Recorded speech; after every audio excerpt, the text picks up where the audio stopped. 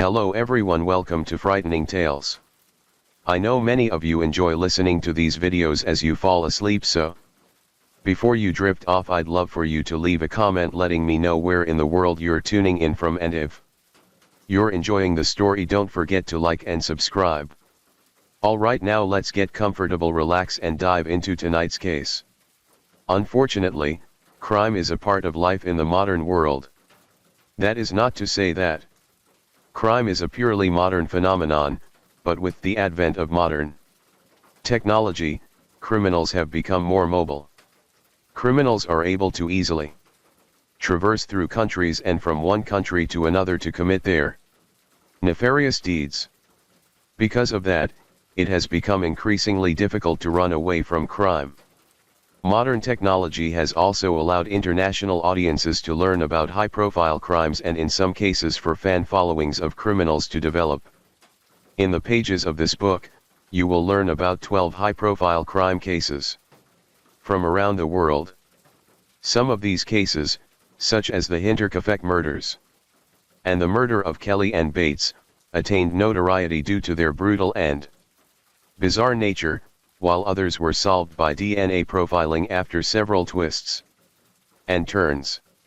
Many of the cases in this book received considerable media attention while they were ongoing, sometimes earning the often overused moniker the trial of the century. The first true trial of the century, the Helen Jewett murder case, is profiled here and compared with another notorious case from the 1990s. Some of these cases looked like they would never be solved, but through a combination of scientific advances and good police work, the killers were eventually caught and justice was served. Unfortunately, some cases, such as the murder of Chandra Levy and the assassination of William Stewart, remain open and unsolved. So indulge your curiosity and open the pages of this book to learn about 12 of the most baffling and bizarre cases in the annals of criminal history. Story 1. The Mysterious Death of Rakat Aliyev. Before the 2006 film Borat became a worldwide hit, few people outside of Central Asia or Russia knew that that country of Kazakhstan existed. Needless to say, many citizens of the Central Asian former Soviet Republic found the movie's representation of them as backwards, violent, anti-Semitic people to be unfair and for the most part unfounded. A closer look reveals that Kazakhstan is actually a complex place where modern ideas and sensibilities are woven together with centuries-old traditions. The people of the landlocked nation are proud of their heritage, which can be traced back to the horseback riding Huns of the 5th century. During the Middle Ages, the majority of the people converted to Islam, which is the majority religion today. As part of the Soviet Union, Kazakhstan suffered at times, particularly during the famine of 1932-33 when over 60% of its population died. Kazakhstan was also home to many of the notorious Soviet gulags where political prisoners were sent, often to die. Although Kazakhstan has had a difficult history, today it is far from the backwards country portrayed in Borat. Economically speaking, it is the dominant Central Asian nation thanks to its rich oil reserves and deposits of other valuable minerals. Kazakhstan repaid all of the debt it owed to the International Monetary Fund 7 years ahead of schedule, and today its people enjoy one of the highest standards of living in the region. Kazakhstan's post-Soviet economy may be relatively strong, but its political system is another story. Technically, Kazakhstan's government is a constitutional republic, but it has been plagued with accusations of human rights abuses and political violence. Nursultan Nazarbayev has been the country's only president since independence in 1991, which critics point to as evidence for Kazakhstan being a republic in name only. Democracy activists and critics of Nazarbayev argue that Kazakhstan's secret police service, known as the KNB, which is essentially the local successor to the Soviet KGB, has manipulated every election since independence through a combination of coercion, threats, and at times outright violence against opposition groups. The Economist lists Kazakhstan as an authoritarian regime, and points to the courts as being the primary reason. There is no equivalent of Miranda rights in Kazakhstan, and there is no independent judiciary. All Supreme Court judges are appointed by the president. Truly, contemporary Kazakhstan is a sometimes bizarre mix of the old and new worlds, where it is not uncommon to see former KGB agents rub elbows with multi-millionaire businessmen at upscale restaurants in the country's capital of Astana or the largest city of Almaty. It was within this sometimes volatile social and political milieu that a series of the most mysterious deaths in Kazakhstan's modern history took place. Ravkat Aliyev. Ravkat Aliyev was born in the Soviet Socialist Republic of Kazakhstan in 1962. His early years were spent, like most children around the world at the time, playing soccer with his friends and spending time with his family. But by the time Aliyev was a young adult, the winds of change were in the air. The concepts of glasnost and perestroika that Mikhail Gorbachev and the Communist Party introduced to modernize and save the crumbling Soviet Union ironically led it to a quicker demise, with the total collapse of the Soviet Union. In 1991, the old constituent republics such as Kazakhstan scrambled to find their place in the new world order. The 1990s became a period of great transition in the former Soviet republics, where large amounts of money could be earned and an even greater number of enemies could be made in doing so. Ravkat Aliyev found his place in the new system. Aliyev obtained a law degree in 1997 and a PhD in economics in 2005, which prepared him for a lucrative career in post-Soviet Kazakhstan's often shady worlds of business and government. He made several lucrative investments and inserted himself into the functions of many government industries. Aliyev also was a member of the KNB and worked his way through the ranks of the organization, thanks in part to his relationship with the president. Aliyev was married to President Nazarbayev's daughter, Dariga, for many years. The couple had 3 children over their decades-long marriage and by all accounts looked happy. They were one of Kazakhstan's top power couples, and it was rumored that Aliyev would be his father-in-law's successor. But in 2007, Ravkat Aliyev found out that even the bonds of matrimony were not enough to protect him from the wrath of the president. Falling out of favor. 2007 was a bad year for Ravkat Aliyev. Up until that time, he had led a charmed life. He was a millionaire and was at the pinnacle of power in the Kazakhstan government. His wife was the favored daughter of the country's leader, and every business deal he made seemed to end favorably. Before 2007, Aliyev must have felt that the sky was the limit. But as easily as the gods can give one power, they can take it away. Aliyev began to fall out of favor with the president when he was accused of laundering money embezzled from government corporations in Kazakhstan to offshore accounts in the Mediterranean. The charges were bad enough alone. But President Nazarbayev soon learned that his son-in-law was questioning his rule and possibly collaborating with the opposition. Ravkat Aliyev was living on borrowed time. Aliyev was next served divorce papers from his wife via fax. He later claimed that his wife told him that she was pressured to do so by her father, but Dariga has been reticent to talk about the divorce in the years since. Ravkat was then given the post of ambassador to Austria, where he would ostensibly be out of the president's hair and the government could move forward, making a case of treason against him. With few friends left in Kazakhstan, Aliyev married his former assistant and moved to Austria, where he took his post. While Aliyev was out of the country, Kazakhstan authorities worked to make sure that he could never return a free man or alive. The Nurbank murders. The crimes that brought Rakat Aliyev to the front of the international news cycle were not embezzlement or treason, though, but a double murder that took place in Kazakhstan. The details of the crimes remain sketchy and will probably never be totally known, but based on a combination of eyewitness accounts and circumstantial evidence, some of the important details and a reasonable chronology can be reconstructed. As mentioned above, Rakat Aliyev used a combination of his skills, education, and Soviet-era connections to enrich himself both monetarily and in terms of power in the post-Soviet Kazakhstan government. One of the ways he did this was by using his influence in the government to land lucrative business deals. One of which was with the Kazakhstan-based bank, Nurbank.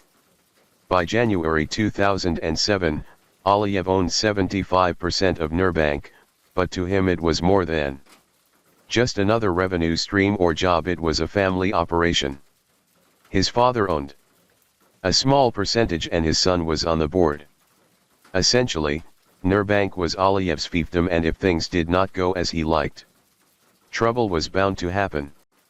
According to the testimony of the victims, on January 18, 2007, Aliyev had vice president of Nurbank, Aholdaz Timraliy, and chairman Abilmajan Jilamuov kidnapped and threatened. The two men were nabbed in broad daylight as they left work for the day and then driven around Almaty, where they were threatened with death if they did not go along with Aliyev's investment ideas. The two men were able to escape their captors and both promptly quit work at Nurbank the next day. But apparently Aliyev had other recalcitrant Nurbank executives to target. Less than 2 weeks later, on January 31, Timraliyev was kidnapped once more, along with Abar Kasnov, who was chairman of the bank's board. The two men were beaten and tortured over the course of several days, but during the course of the ordeal Timraliyev was able to call his wife to alert her of the situation. Although Timraliyev's wife phoned authorities to find her husband, it was too late. He and Kasnov were killed, placed in metal drums, and dropped off in a dump. Once the bodies of the two men were found, Aliyev became the prime suspect. But the slick bureaucrat was still in the good graces of the president, who gave Aliyev diplomatic immunity and a chance to start over in Austria. Life on the run. Aliyev's flight from Kazakhstan proved to be only a temporary remedy to his legal problems. Not long after he left the country, the divorce from his wife became final and the government began to investigate him for a slew of charges, ranging from embezzlement to treason and murder. But the fallen businessman did not help himself much.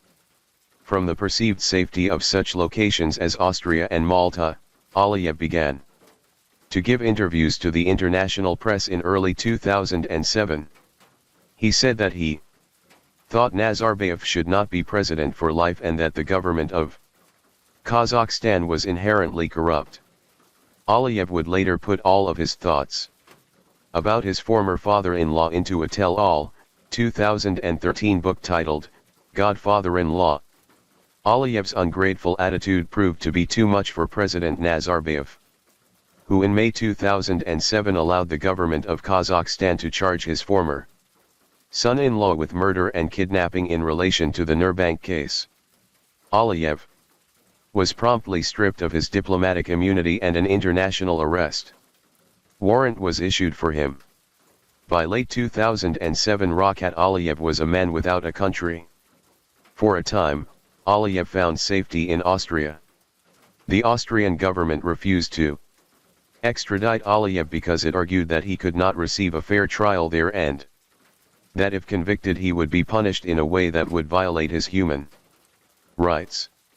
Despite this, the government of Kazakhstan pushed ahead with the prosecution and convicted Aliyev in absentia of murder, treason, and kidnapping in early 2008 and sentenced him to 20 years in prison. The Austrian government continued to refuse to recognize Kazakhstan's extradition requests, which gave Aliyev the chance to travel around Europe, relatively unencumbered. But the heat was on and Aliyev was quickly running out of options. The Austrian government revoked Aliyev's special passport in 2013, which left the embattled Kazakhstani with few countries that would accept him. After a failed attempt to find sanctuary in Cyprus, Aliyev ended up in the Mediterranean island nation of Malta in 2014. While in Malta with his new wife, Aliyev turned himself into Austrian authorities. Time was running out for Rawkat Aliyev. Instead of fighting the case in Malta, where he probably would have been turned over to the Kazakhstanis at some point, Aliyev surrendered to the Austrians on a host of international charges he was facing. He reasoned that an impartial Austrian jury would see through the charges as politically motivated. All he needed was a good lawyer. As his defense, Aliyev would put the Kazakhstan government on trial. Suicide or jailhouse murder. Due to the severity of the charges leveled against him and the fact that he was a flight risk, Aliyev was placed in a maximum security prison to await trial. He was involved in altercations with other inmates, so he was placed in a cell by himself. The details of the altercation he had with the other inmates remain sketchy, but it is said that the two men did not like Aliyev's arrogant attitude. They later claimed that the altercation had nothing to do with his ties to the Kazakhstan government. Whatever the reason, Aliyev was beaten up pretty good by the inmates, which is what got him thrown into solitary confinement. The guards found Aliyev's lifeless body hanging from the bars of his cell on February 24, 2015. Due to his background and the circumstances of his incarceration, conspiracy theories immediately began to surface about Aliyev's death. Although inmates around the world routinely kill themselves by hanging, there were certainly a number of reasons to believe that Aliyev was helped along in his death by others. Aliyev was also set to testify at a future date against the two inmates who had beaten him. Some believe that one or both of the inmates may have found a way to get to Aliyev and made his death look like a suicide. It is not uncommon for inmates to pay off guards to look the other way while they conduct nefarious activities. But then again, it seems like a lot of trouble to go through to get out of a relatively minor assault charge, which leaves the most obvious culprits President Nazarbayev and the Kazakhstan government. Aliyev's lawyer, Klaus Einter, claims that he spoke with Rawkat the night before his death and that he showed no signs of suicidal behavior. I have significant doubts about this, without wanting to blame anyone. I visited him yesterday. There could be no talk whatsoever of danger or suicide, said Einter. But not everyone involved with the case believes that Aliyev's death was suspicious. For us, it was clearly suicide, said Peter Prekel, the prison's warden. The truth behind the death of Rawkat Aliyev will probably never be known. Although new details of his life paint the picture of a troubled and dangerous man. Aliyev was accused in the mid-1990s of kidnapping a Russian television executive and he was investigated by the FBI for a 2006 murder. Whether Rawkat Aliyev's death was the result of a complex conspiracy, angry prison inmates, or at his own hands, he is a testament to the often used aphorism, violence begets violence. Story 2. The murder of Meredith Kercher. Many people look back on their college years as the best of their lives. It is a time when we transition from children into adults and are given the freedoms that we dreamed of for most of our adolescence. College is also a time when many sow their wild oats, while others prepare for their futures by volunteering. Some young adults combine the two by studying abroad for a semester or more of their college experience. Most who study abroad see the experience as extremely positive because it allows them to finish their education while broadening their intellectual and cultural horizons. But then there are the tragic cases. A small percentage of Westerners who study abroad die. Many of the deaths of Western foreign students take place in third world countries, and most are the result of accidents and other unfortunate circumstances such as food poisoning or viral infections. A very small number of Western students are murdered while studying abroad. But it is the most tragic cases, when the student is murdered, which attract the most media attention.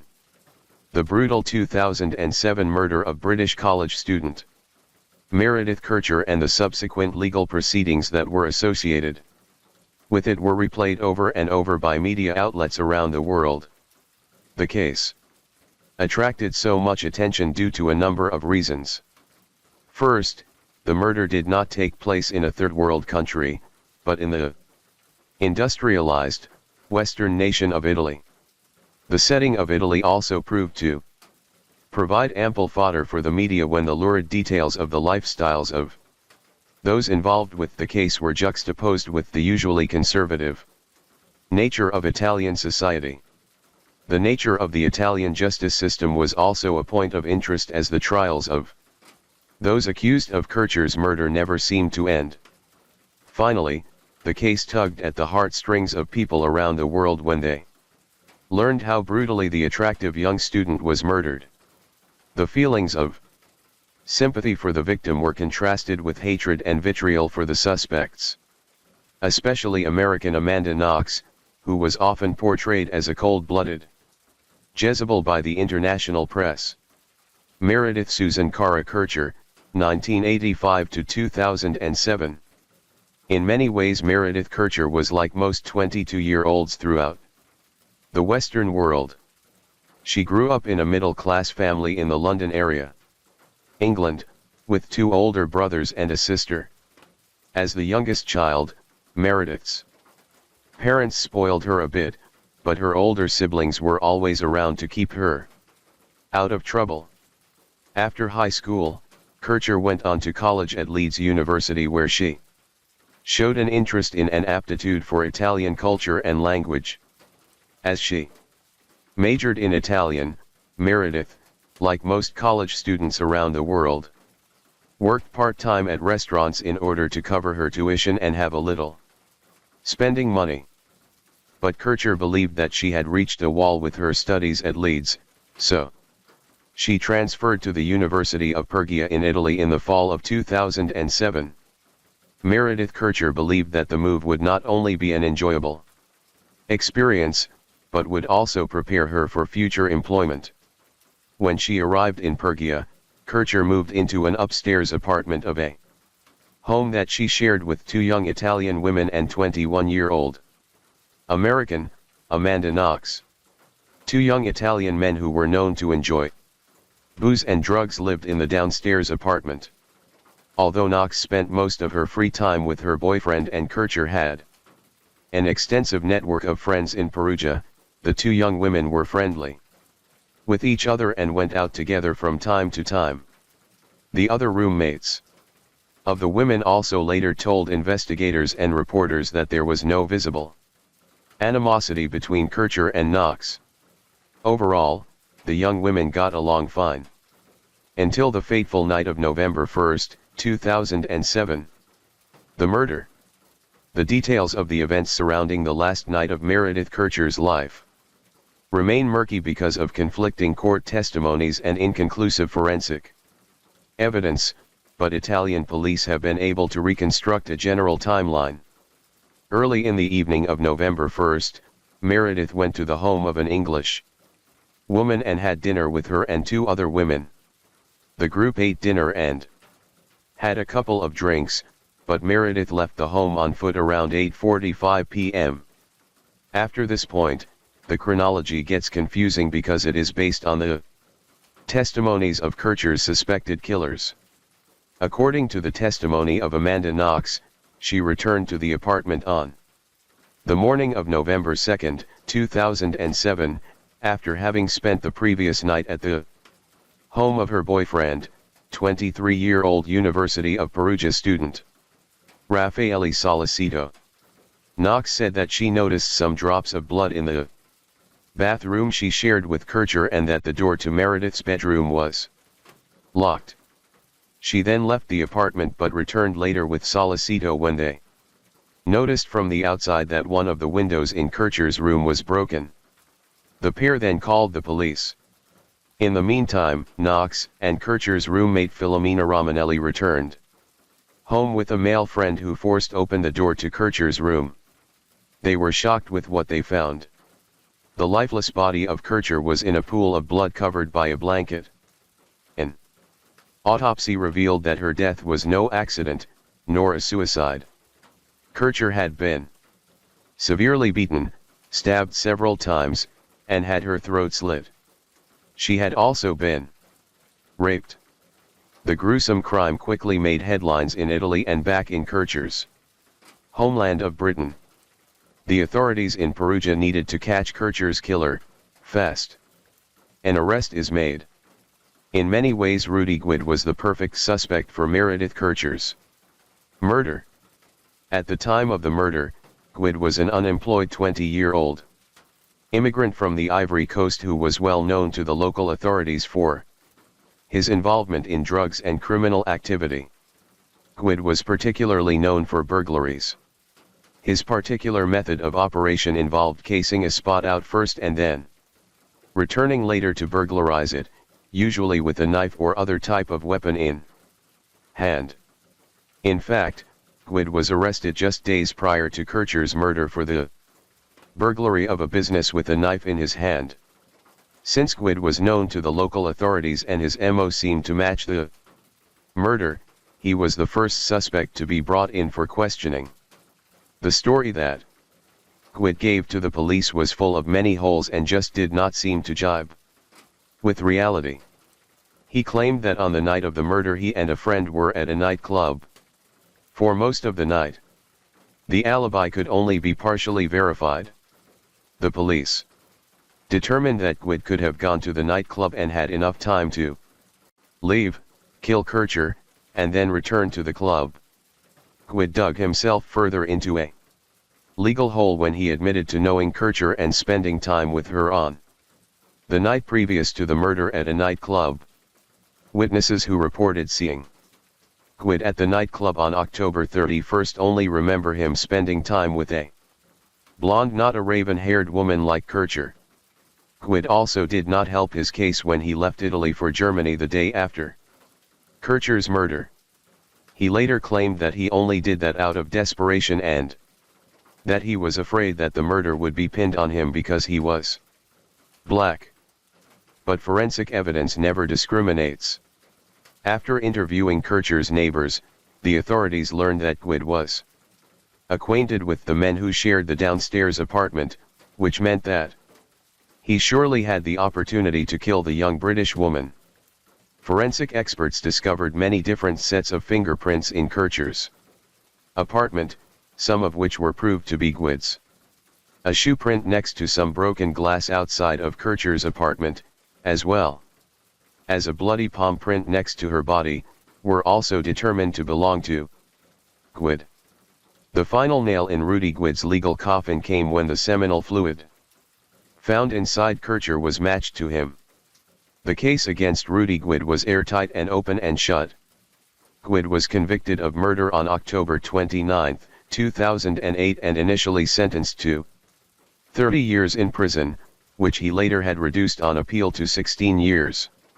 The conviction of Guid, though, was just the beginning of the legal saga. Foxy Knoxy. In 2007, Amanda Knox was like many people in their early 20s. She experimented with drugs and alcohol and enjoyed social media. Knox was known to brag about her exploits on social media, which she later claimed was greatly exaggerated, thereby earning herself a reputation and the nickname Foxy Knoxy. Whether Knox's social media statements of her wild lifestyle were true or not may never be known, but in a number of posts she boasted of having multiple sexual partners, consuming large amounts of alcohol until puking and passing out, and smoking marijuana. She also seemed to like the nickname Foxy Noxy because she used it for a handle before Kircher's murder. Foxy Noxy's father later told reporters that he was hesitant to give Amanda his blessing to travel overseas because he thought she was not mature enough, but ultimately it was her choice, as she was an adult who had lived on her own for some time. After Kircher's body was discovered and the death was ruled a homicide, the police followed standard procedure and interviewed Knox and Solicito. According to the police, red flags went up almost immediately when the two used each other for alibis and their stories seemed contrived and just too good. Under pressure from the police and after hours of interrogation, Knox cracked and admitted to taking part in Kircher's murder along with Solicito and her boss, local bar owner Patrick Lumumba. Knox's confession was vague at best. She told the police that she had a vision that her boyfriend and Lumumba killed Kircher while she was in another room. In most jurisdictions in industrialized countries, such a confession would be considered suspect by prosecutors and would more than likely not be used. But this was no ordinary case. The prosecutors were under immense pressure to pursue a case against what was perceived to be a privileged American and her Italian boyfriend. The police and prosecutors argued that the confession was valid and added a number of details to present to the jury. The prosecution contended that Kircher was murdered in a bizarre, sadistic sex game where Solicito and Knox held the British woman down to be raped by Gwyd. The prosecutors then claimed that Knox stabbed and slit Kircher's throat during the rape because she resented the Brit's squeaky clean reputation. According to the prosecutors, Knox taunted Kircher and told her, "You acted the goody-goody so much, now we are going to show you. Now you're going to be forced to have sex." The statement was never corroborated by any of the others accused and later proved to be another piece in the house of cards that was the prosecution's case. The first card to come from the house was when the charges against Patrick Lumumba were dropped. If investigators would have done their work instead of just going on Knox's confession, then they would have realized that Lumumba was at work the entire night of Kircher's murder and had witnesses to corroborate his alibi. Lumumba was released from police custody and he promptly filed a defamation lawsuit against Knox. Knox later claimed that the confession was coerced and that she was not allowed to consult with an attorney. One of the most sensational claims that Knox made was that she was beaten by the police with rolled-up reams of paper. For his part, Lumumba also claims he was beaten by the police, so there may be something to both of their claims. Despite the lack of a definite murder weapon, one was produced by the prosecution, but it was never proven if it was in fact the one the killer used, and any solid forensic evidence linking Knox or Solicito to the murder. Both were charged with Kircher's murder on November 6, 2009. The resulting court proceedings took many twists and turns that at times drew more media attention than the horrendous crime itself. The trials. As Knox and Solicito sat in jail preparing their defenses, the international media had a field day with the case. Foxy Noxy was often portrayed as a Jezebel who used her feminine wiles to deceive Gwyd and Solicito into committing rape and murder. Other than the lack of physical evidence to tie either Knox or Solicito to the murder, the prosecution was faced with the problem of motive. It was proved that Gwyd's murder and rape of Kircher was incidental to the burglary of her apartment, but Knox and Solicito seemingly had no true motive to kill the young British woman.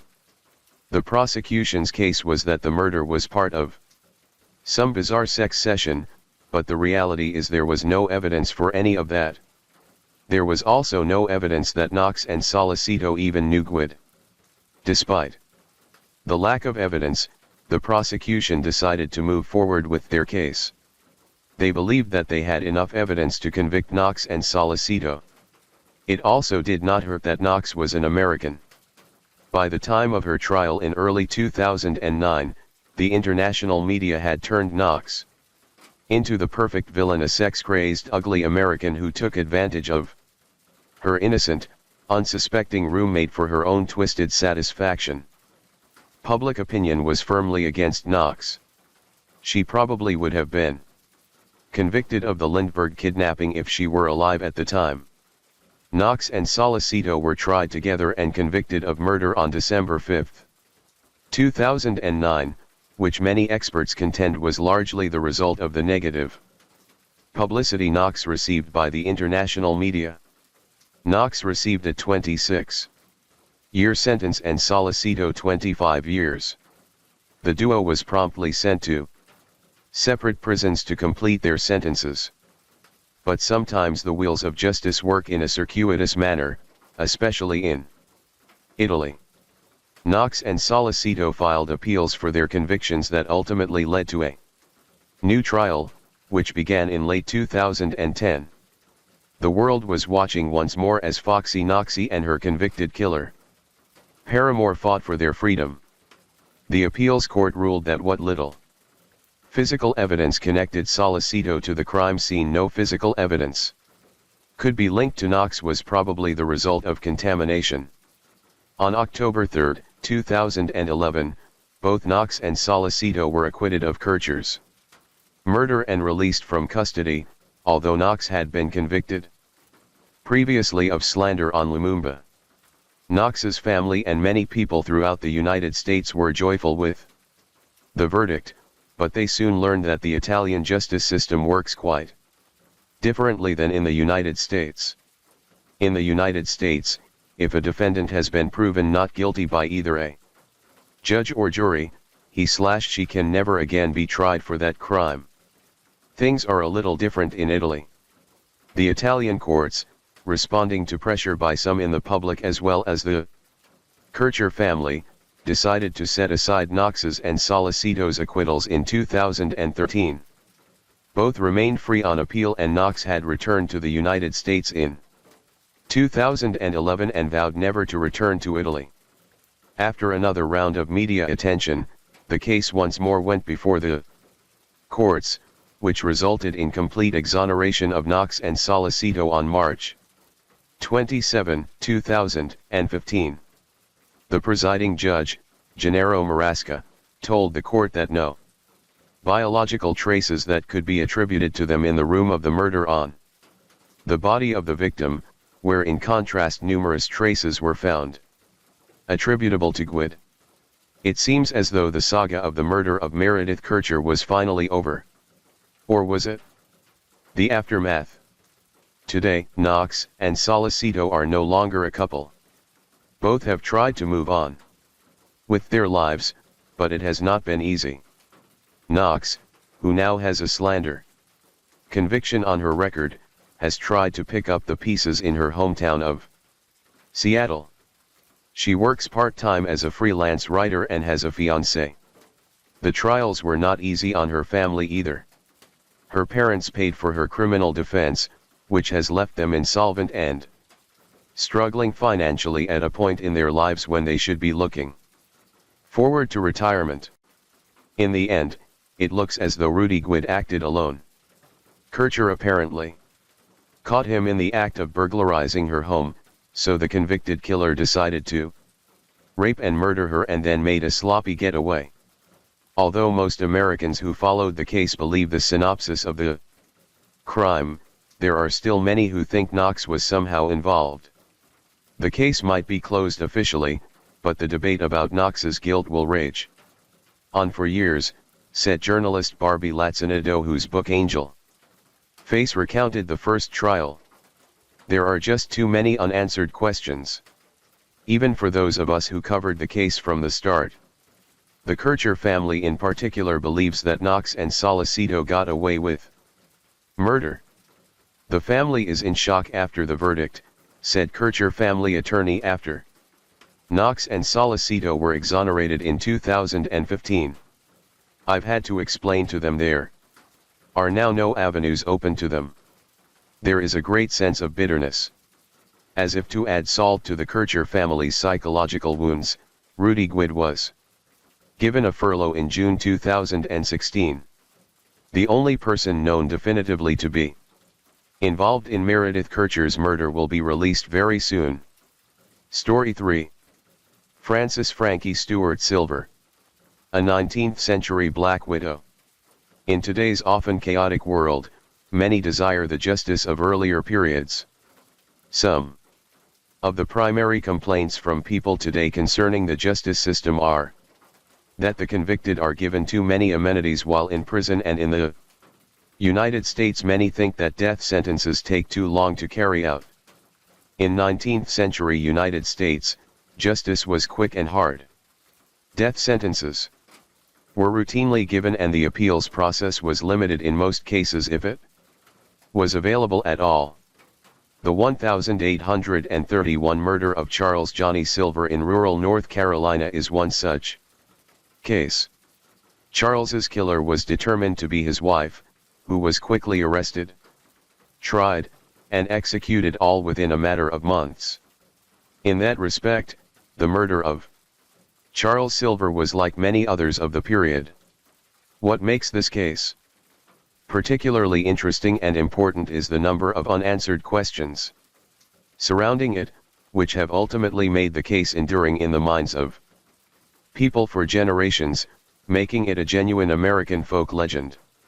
The murder. Since the murder of Charles Silver took place in the early 19th century, the records of the events are a bit sketchy. Silver's murder took place long before every courtroom had a court reporter, and newspaper reporting had yet to become an art. With that said, the authorities conducted a relatively thorough examination and had a plethora of forensic evidence to compile a case against Charles's wife, Frances Frankie Silver. The authorities believed that Frankie hacked her husband to death on December 22, 1831, in the small cabin the couple shared with their one-year-old daughter, Nancy. The location of the murder is important because it played a role in Frankie's arrest and subsequent execution. Charles and Frankie Silver lived in the western North Carolina town of Morgantown, which is located in Burke County. The area is unique because it is in both the American South and Appalachia, where people tend to be clannish and live off the land. Even today, a strong vein of self-sufficiency and independence runs through the population of the region. In 1831, the people of Burke County did not take kindly to one of their own committing a cold-blooded murder, especially a woman. Shortly after, the authorities believed that Frankie killed Charles. The Black widow then went to the home of her in-laws, feigning distress that something had happened to her husband. Charles's parents reassured Frankie that their son was probably on an extended hunting trip and that he would show up at any time. To further mitigate any misgivings that Frankie had, Charles's father returned to the Silvers' home with Frankie to assess the situation.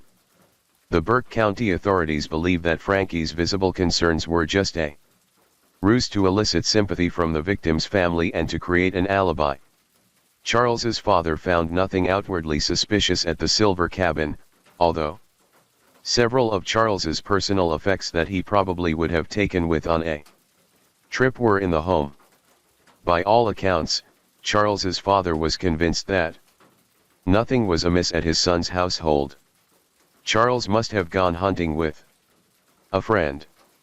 The Silver family never suspected their daughter-in-law, but the Burke County authorities had her at the top of their suspect list. Burke County authorities made their move after Christmas and arrested Frankie Silver along with her brother Blackston Stewart and mother Barb. The Stewart family, and the Silver family for that matter, were extremely close and looked out for one another, no matter the situation. This attitude was common in Appalachia during the 19th century and was often the reason behind violent family feuds, such as the very famous Hatfield and McCoy feud. Because of this, the Burke County prosecutors believed that the murder was a conspiracy. Frankie may have acted alone, but her family helped her conceal the crime after the fact. But even in early 19th century America, evidence was needed to win a conviction. Because there was a lack of evidence against them, the charges against Barb and Blackston Stewart were dropped on January 17, 1832. Frankie, though, would have to cool her heels in the jail a while longer before S. H. E. H. A. D. H. E. R. D. A. Y. I. N. C. O. U. R. T. The forensic evidence. To use the term forensic evidence for a murder case from the 19th century may seem a bit anachronistic, but there was actually a fair amount in the Frankie Silver murder case, and the prosecutors showed an incredible ability to locate and use that evidence in trial. True, 1832 was long before DNA had been discovered and still decades away from the discovery of fingerprints, but investigators found ample amounts of physical evidence throughout the Silver cabin. Oily ashes, which were consistent with fat, were found in the fireplace, and a large pool of blood was discovered underneath the cabin. In a spring near the cabin, small bits of bone and flesh were found along with an iron boot heel that matched the type of heel Silver wore. The authorities posited that Frankie killed her husband in the cabin, possibly while he was asleep, in front of their child, and then dismembered and burned the body in a pit near the spring. To many people in Burke County, the evidence was convincing, and it was just a matter of when, not if, Frankie Silver would be convicted for her husband's murder. But Frankie Silver had other ideas. Perhaps frightened by the stack of evidence against her, or possibly afraid that she could not get a fair trial in Burke County, Frankie Silver escaped from the jail with the help of her father and uncle. Since Frankie was petite, her family members disguised her as a boy and then attempted to whisk her out of the county. But fate was not so kind to Frankie Silver.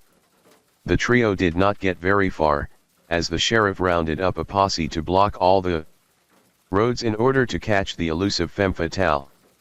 While on the run, when they reached a roadblock outside of town, Frankie's uncle referred to her as her, which raised red flags to all those who heard and knew about Frankie's escape. Frankie was quickly captured and sent back to the jail to stand trial. Although Frankie Silver went through an entire jury trial, the guilty verdict was probably a foregone conclusion, partly due to the evidence and no doubt also because no good woman in 19th century America would be charged with such a crime. Silver was convicted of her husband's murder on March 29, 1832, and then hanged on July 12. Justice was surely swift and hard for Frankie Silver. But did Frankie receive proper justice? The legend of Frankie Silver. Frankie Silver's case was not forgotten and actually became well known throughout Appalachia in the decades after her death for a number of reasons. It is believed that Frankie Silver had the dubious honor of being the first white woman hanged in Burke County, but probably more importantly than that are the lingering questions about the details of the crime. No one doubts that Charles Silver was killed in the manner that the prosecutors laid out to the jury in 1832, and few think that someone other than Frankie was the culprit, but the question remains, why did Frankie kill her husband at that time and place? One theory holds that Frankie was abused by Charles and that the combination of the abuse and the holiday season led her to snap and kill her husband in a burst of fury. Another possible motive is that Frankie was a jealous wife who caught her husband cheating, and rather than go through a divorce or share Charles with a mistress, she decided to kill him. Whatever the motive for the murder, the event led the Black Widow to be immortalized in the song known as the Ballad of Frankie Silver. Also, her gravestone, which has become a tourist destination over the years, contains the epitaph "Only Woman Hanged in Burke County," which certainly adds to the mystique of the legend of Frankie Silver. Frankie's family grew tired of the publicity and changed the spelling of their family name to Stewart, but it still did not keep the legend of Frankie Silver from growing. Today the legend of Frankie Silver is well known to the residents of North Carolina, almost as much as the legend of Tom Dooley. But to the rest of the country, the Frankie Silver murder case stands as an example of early forensic investigation and the swift and sometimes harsh justice of 19th century America. Story 4. The Hinterkaifeck Murders. In the early 1920s, the people of Germany faced numerous hardships. The government was forced to pay reparations for World War I to France and Great Britain, and it lost 13% of its territory as part of the Treaty of Versailles. The reparations, combined with wartime debts, placed the new government based in Weimar at a serious disadvantage. The Weimar government's answer to the problems was to print more money, which led to the process of hyperinflation that coursed through Germany from 1921 through 1923. Hyperinflation is not simply an increase in prices, but is an increase in the prices of commodities by at least 1,000%. Obviously, one does not need to be an economist to understand that hyperinflation can destroy an economy and the social and political stability of a nation along with it. The situation caused Germans to burn their money to heat their homes because the money became virtually worthless, and worse yet, it created havoc on the streets and throughout the countryside. Political crime increased dramatically, as once obscure political factions from the far right and left of the political spectrum fought each other for supremacy on the streets. Street crimes, such as muggings and burglaries, also saw a significant increase in early 1920s Germany. The Weimar government seemed unable to stop the violence and desperation that had gripped Germany. Things were bad and only seemed destined to get worse. This era of violence and hopelessness was the backdrop for one of the most brutal and mysterious multiple homicides in modern German history, known as the Hinterkaifeck murders. Hinterkaifeck. The strange-sounding name for this case, at least strange-sounding to non-German speakers, is derived from the name of the village of Kaifeck, which was the nearest town to the site of the murders. The murders took place on a farm that the owners had named Hinterkaifeck, meaning behind Kaifeck. If you were to travel to Kaifeck today, you would not think that it could be the location of one of Germany's most notorious crimes. In 1922, the farmstead of Hinterkaifeck was located in the idyllic hill country of Bavaria, about 40 miles from Munich.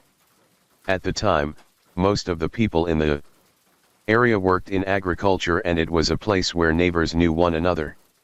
The farmers around Kaifeck often gladly helped their neighbors at harvest time, and were charitable during the lean winter months. The warm, communal spirit of the rural area around Kaifeck was known throughout Germany. But in early 1922, the peaceful, idyllic surroundings of rural Bavaria were shattered when the bodies of 5 members of the Gruber family and their maid were discovered at the Hinterkaifeck farm. The discovery. On April 4, 1922, neighbors began to worry when they had not seen any of the members of the Gruber family for several days. The people living at Hinterkaifeck were the patriarch, 63-year-old Andreas, and his 72-year-old wife Casilia. Along with the elder Grubers, their 35-year-old widowed daughter, Victoria Gabriel, and her 2 children, 7-year-old Casilia and 2-year-old Joseph, also made the farmstead their home. To round out the residence of Hinterkaifeck was the maid, 44-year-old Maria Baumgartner. Since a number of people lived at the farm, including 2 children, it was normal for the neighbors to see the Grubers coming and going, or for someone to be seen doing chores. When no activity was seen around Hinterkaifeck for several days, the neighbors became suspicious and noticed that the mail had not been picked up. The local authorities were called to investigate. The police first checked the house, where they were horrified to find little Joseph and Maria Baumgartner both dead in their beds. The shock of the initial discovery was quickly compounded when investigators found the bodies of Andreas, Kazilia, Victoria, and little Kazilia in the barn. An autopsy revealed that they were beaten and hacked to death with a mattock. Investigators assigned to the case immediately established a chronology by working backwards from the discovery of the bodies, along with eyewitness testimony of the last reported sightings of the family, to determine that the murders took place on March 31, 1922. The investigators knew how and when the Gruber family was murdered, but they quickly found out that finding the perpetrator, or perpetrators, would be elusive. The investigation. In many ways, the investigation of the Hinterkaifeck murders was ahead of its time procedurally speaking. The police pursued numerous leads and kept an open mind to different theories and techniques. Over 100 men from the area were investigated and questioned, but no arrests were made. The initial investigation did turn up some mysterious and bizarre details about some incidents that took place at Hinterkaifeck just prior to the murders. According to the Grubers' neighbors, in the days just before the murders, Andreas said he noticed some footprints leading to the house, but not away from it. This alone would not normally be enough to raise an alarm, but it turned out that the Hinterkaifeck farm experienced several other strange incidents in the weeks leading up to the murders. Other members of the Gruber family also told neighbors that they heard some sounds in the attic that sounded too big to be a small animal. Andreas crawled into the attic to check the source of the sounds, but found nothing. The Grubers also said that they noticed some items missing, namely a set of house keys, and that they found some things that were out of place, like a newspaper that no one in the family claimed. Then there were the maids. The maid who worked at Hinterkaifeck farm prior to Baumgartner left after only 6 months because she thought the farm was haunted. Baumgartner was murdered on her first day on the job. Was Hinterkaifeck haunted and cursed by malevolent spirits? As strange as that may sound, many people at the time believed so, and a quick search on the internet reveals that some people still hold this belief.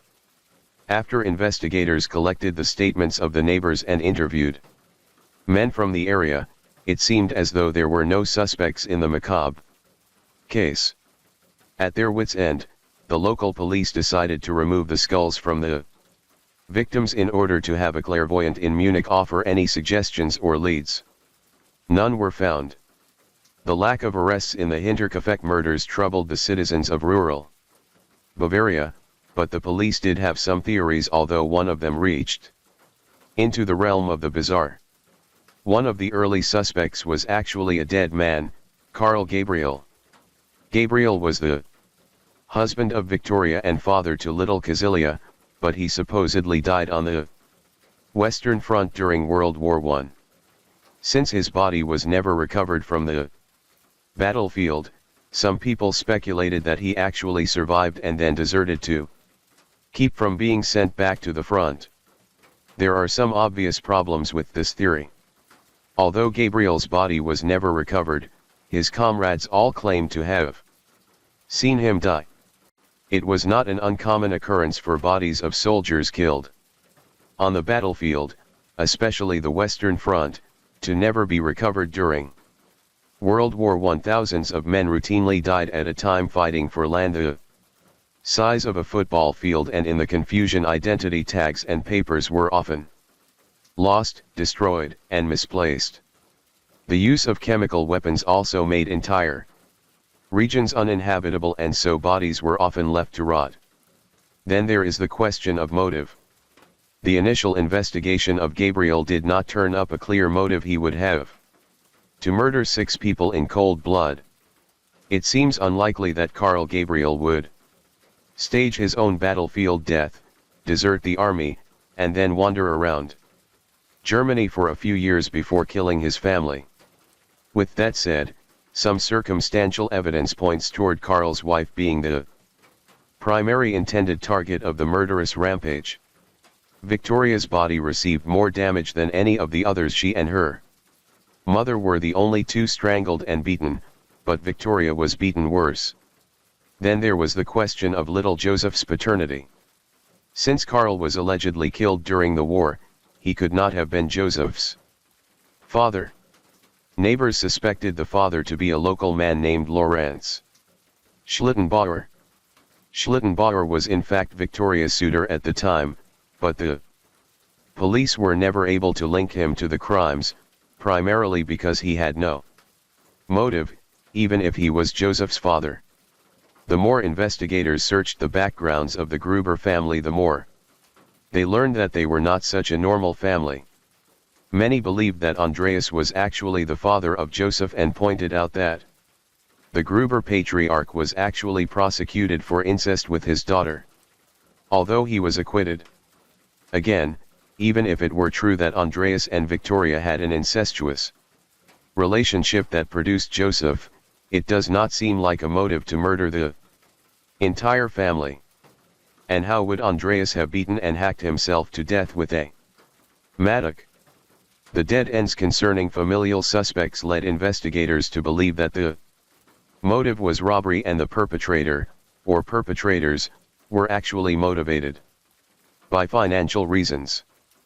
But the police quickly dropped this theory when they discovered that a sizable sum of money, which would have been easily found by burglars, was still in the house. In another strange twist to an already bizarre case, it was also learned that the killer, or killers, had fed the cattle, used the fireplace, and ate the family's food. All of this led the investigators to conclude that the killer, or killers, who were familiar with the mattock, were probably farmers. Due to a lack of leads, the Hinterkaifeck murders quickly turned cold and, unfortunately, due to the German economy's collapse because of hyperinflation, the case eventually fell out of the headlines and receded to the back of the minds of most Germans. But not everyone has forgotten about the victims of Hinterkaifeck, the aftermath and new revelations. In order to prevent the farm from becoming a ghastly pilgrimage site, Hinterkaifeck was demolished in 1923, which actually turned up the mattock that was used to murder the Grubers and their maid. The victims, without their heads, were given a proper burial, and most of the surrounding community moved on from the horrid events of March 31, 1922. In the years after 1923, the Hinterkaifeck murders had to take a backseat to major geopolitical events that involved Germany. First World War II, then the partition of Germany into West and East Germany, followed by the Cold War. All meant that the nation's resources were spent on things other than trying to solve the Hinterkaifeck cold case murders. But recently, thanks in part to advances in forensic technology and techniques, as well as Germany's reunification and stabilization, efforts have been made to solve the Hinterkaifeck murders. In particular, a group of police academy students did a case study of the murders and came to some conclusions. The academy students argued that the Hinterkaifeck murders went cold largely due to crude forensic techniques at the time. Their report stated that all the potential suspects are now dead and that they established a prime suspect, but could not name the person publicly due to German law. The Hinterkaifeck murders have also seen a resurgence of popularity among the general public worldwide. Dozens of websites, often conspiratorial in tone, litter the internet, and two German-language films titled Hinterkaifeck have been produced. Several books and articles, both academic and popular, have also been published that deal with the Hinterkaifeck murders and the question of who, or what, killed the Grubers and their maid. Since the name of the suspect will not be made public anytime soon, it only stands to reason that the number of theories concerning what happened at the Hinterkaifeck farm will continue to multiply. Story 5. The Murder of Kelly and Bates. Manchester, England, is an industrial city in the northwest of the country that is known for its tough, gritty inhabitants. The city is connected to the ocean by a 36-mile canal, which has created an interesting blend of blue-collar and cosmopolitan culture. Dock workers and professionals come together in Manchester to make one of England's largest and most important cities. Prosperous. Manchester has rightfully earned its reputation as a hard-working, blue-collar city, but it has also acquired the dubious distinction of being one of the country's most violent locales. Gang warfare has plagued the city for decades, which culminated in a sharp spike in gun-related crimes during the late 1990s and early 2000s. The gun violence grabbed headlines in a country where gun ownership is severely restricted and gun crime is extremely rare. Although most of the victims of Manchester's gun violence in the late 1990s were criminals and gang members, the number of occurrences and the sometimes brazen shootings alarmed Brits from Scotland to Southampton. While the Manchester gang wars were heating up in 1996, another truly terrible crime was taking place on the other end of the city where people felt safe. A young girl was murdered after being put through an excruciating month of torture. Once the details of 16-year-old Kelly Bates' murder were revealed, the United Kingdom was horrified, and few in Manchester, no matter what neighborhood they lived in, would ever feel safe again. James Patterson. In 1996, James Patterson was a middle-aged man, who by all accounts was stable and had his life together. He was always gainfully employed and refrained from using drugs or alcohol. Patterson was also known to be impeccably groomed at all times, and anyone who visited his home noticed how clean and neat it was. But it was all just a facade that covered Patterson's true nature. Underneath Patterson's well-crafted persona lurked a true predator who preyed upon the vulnerabilities and insecurities of girls and young women. James Patterson's first known victim was his wife of 10 years. According to reports and interviews compiled after Patterson was arrested for murder, he continually abused his wife, both psychologically and physically, until she could not stand it any longer and divorced him in 1980. But the divorce was not a setback for Patterson, it allowed him to pursue his twisted carnal desires. Patterson immediately began pursuing teenage girls and young women. The details of this period of his life are a bit murky, but it is known that he began a long-term relationship with a 20-year-old woman in the early 1980s, which was beset with constant abuse. Patterson routinely dished out beatings to his younger girlfriend when he did not get things his way, and once attempted to drown the woman in a bathtub. The attempted drowning would be a pattern that the demented Patterson would repeat again and again, fatally with Kelly Bates.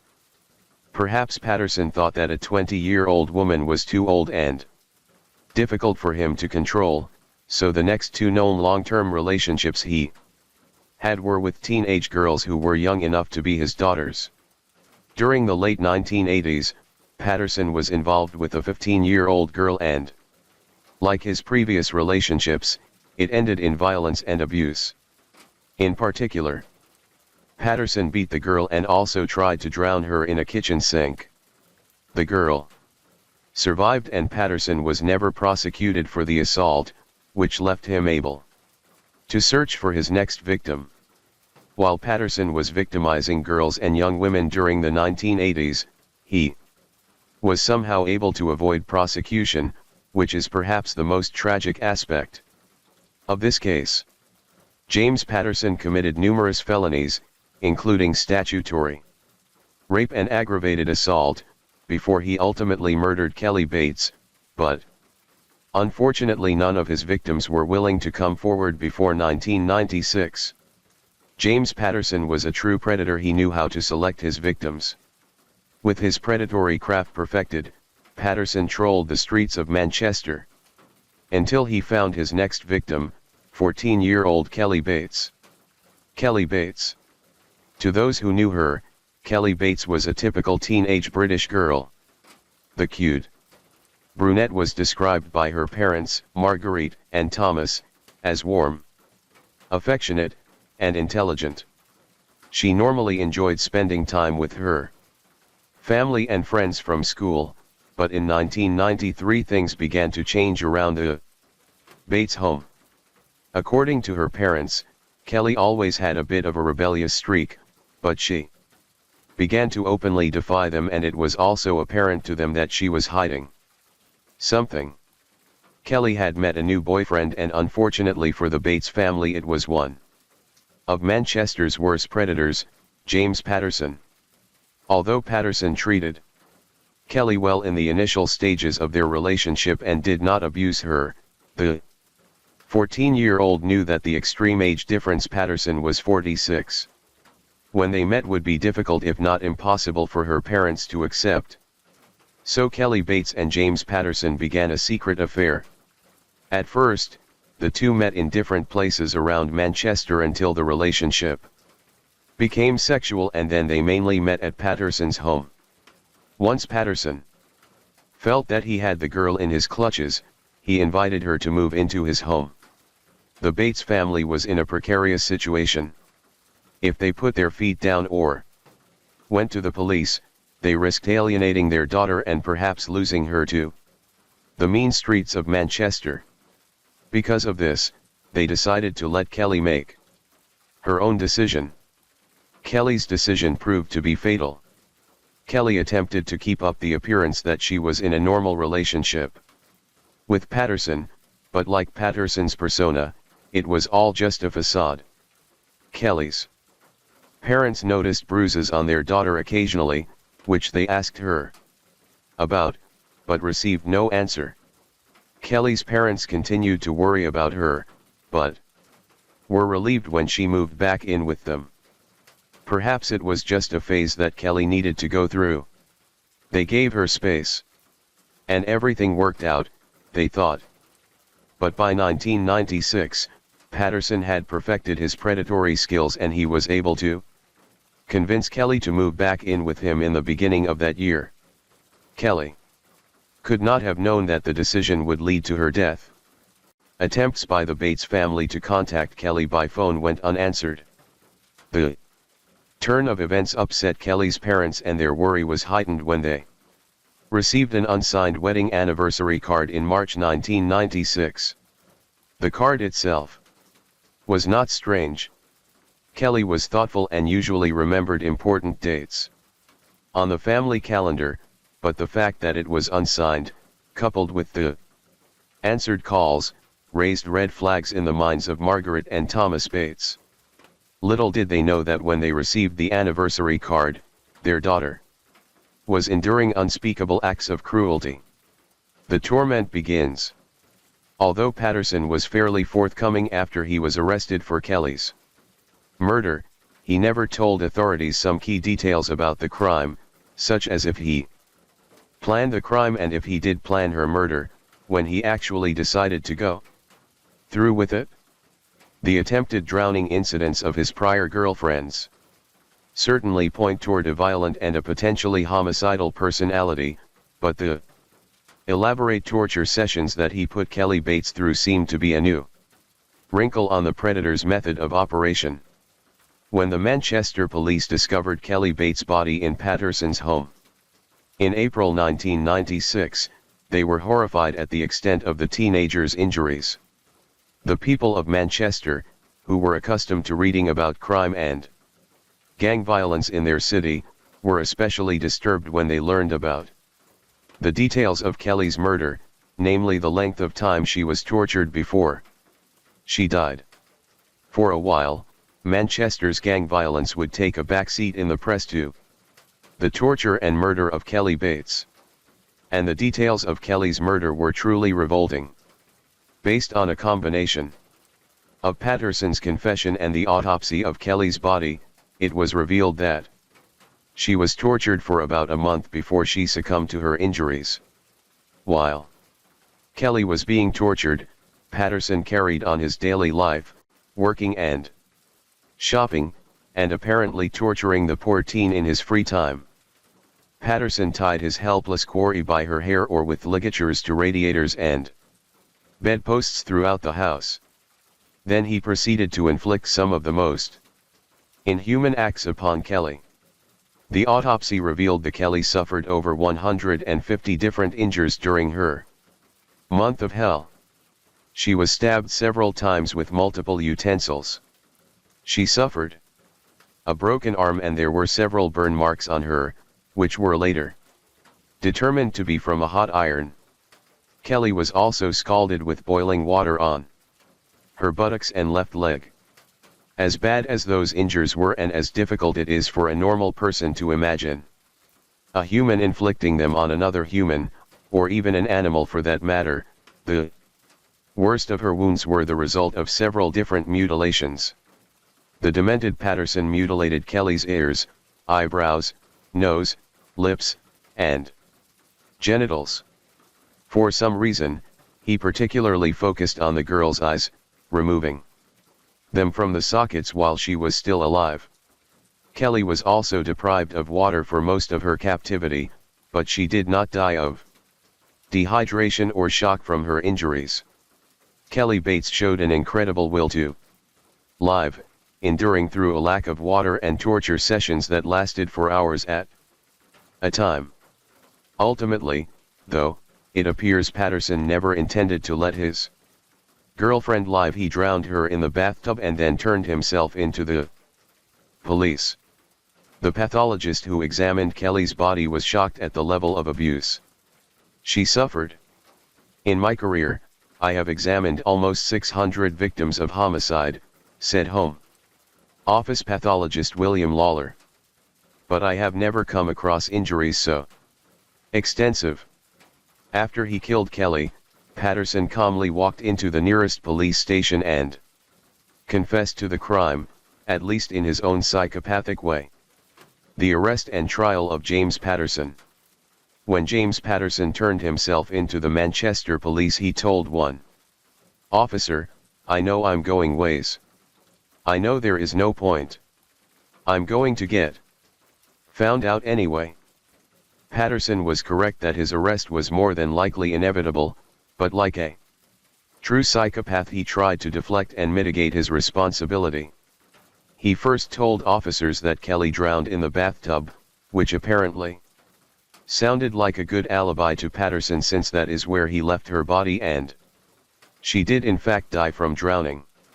Once the authorities arrived at his home, they only needed to make a cursory inspection to learn that there was much more to the case than a simple bathtub drowning. A preliminary search revealed visible blood in every room and a subsequent inspection with luminol showed even more blood was spilled in cracks and crevices throughout the home. Clearly something horrendous had happened at James Patterson's home. When confronted with the forensic evidence, Patterson changed his story and claimed that she provoked him and he only acted in self-defense.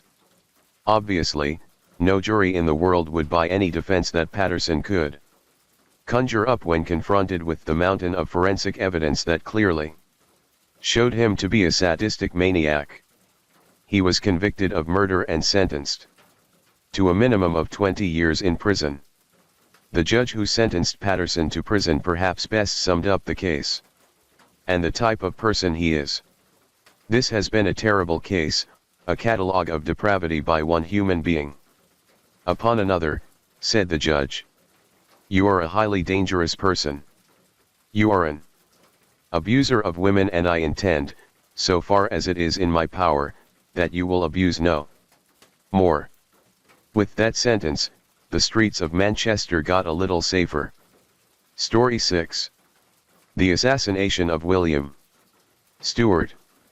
When one thinks of the world's most dangerous occupations, journalist is usually not at the top of any list.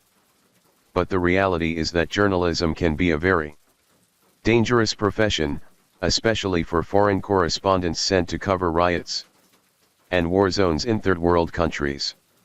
Journalists were regularly targeted for death by the drug cartels in Colombia.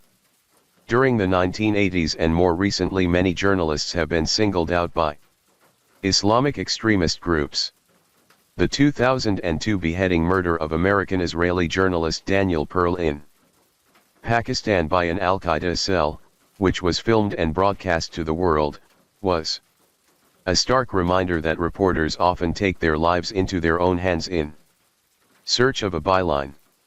The top journalists in the world know that their job can be dangerous, but most are willing to take the risks out of love for their profession and the potential to gain fame with a big story. American William Stewart was one such journalist. Stewart traveled the world during the 1960s and 70s to get the scoop on some of the most violent situations in the most lawless places. His desire to practice journalism in the face of danger ultimately led to his death on the streets of Managua, Nicaragua, in 1979. Turbulent Central America. Today, Central America is a place of poverty and gang violence, but during the 1970s and 80s the violence was driven by politics. Beginning in the late 1960s, the tiny Central American nations, which were largely ignored by the rest of the world before that time, became a new battleground in the ongoing proxy war between the United States and the Soviet Union. The US sponsored anti-communist regimes that were often corrupt and repressive in Guatemala, El Salvador, and Nicaragua, while the Soviets funded leftist groups throughout the region that were usually just as violent. The situation in Nicaragua was especially volatile. When Stewart was killed in 1979, the government of Nicaragua had been under the control of the Somoza family for over 60 years. The Somoza family came to power in 1912, and although only 3 of Nicaragua's presidents were actually from the family, Anastasio Somoza Debayle was the last Somoza to be president. When the regime was overthrown in 1979, the family was always the power behind the office. The Somoza regime was known for being particularly corrupt and repressive, even among other Latin American dictatorships, which were known for their lack of human rights. The Somozas reveled in nepotism and excessive amounts of graft, and if anyone dared to speak against them, they were quickly jailed or simply disappeared. The Somozas gave favors to American companies and the US government, which turned a blind eye to the regime's corruption because it stood as a bulwark against communism in the Western Hemisphere. Despite the Somoza government's repressive tactics, or some would argue, because of them, opposition grew in the 1960s until it was full-scale rebellion in the 1970s. At the vanguard of the anti-Somoza rebellion was an organization known as the Sandinista Liberation Front, FSLN, often abbreviated as the Sandinistas. The Sandinistas formed in the 1960s as a left-wing political response to the Somoza regime, but as the Somozas became more repressive, the Sandinistas evolved into a guerrilla army by the late 1970s. The Sandinistas were not just a run-of-the-mill guerrilla outfit, they were funded and trained by the Soviet Union and Cuba, so they were a formidable foe. Numerous atrocities were committed by both sides. This was the situation that William Stewart was sent into when he was assassinated in 1979. William Stewart. William Stewart, known as Bill professionally and in his bylines, was born in West Virginia in 1941 to a middle-class family that nurtured his interests from an early age, which included journalism and world events.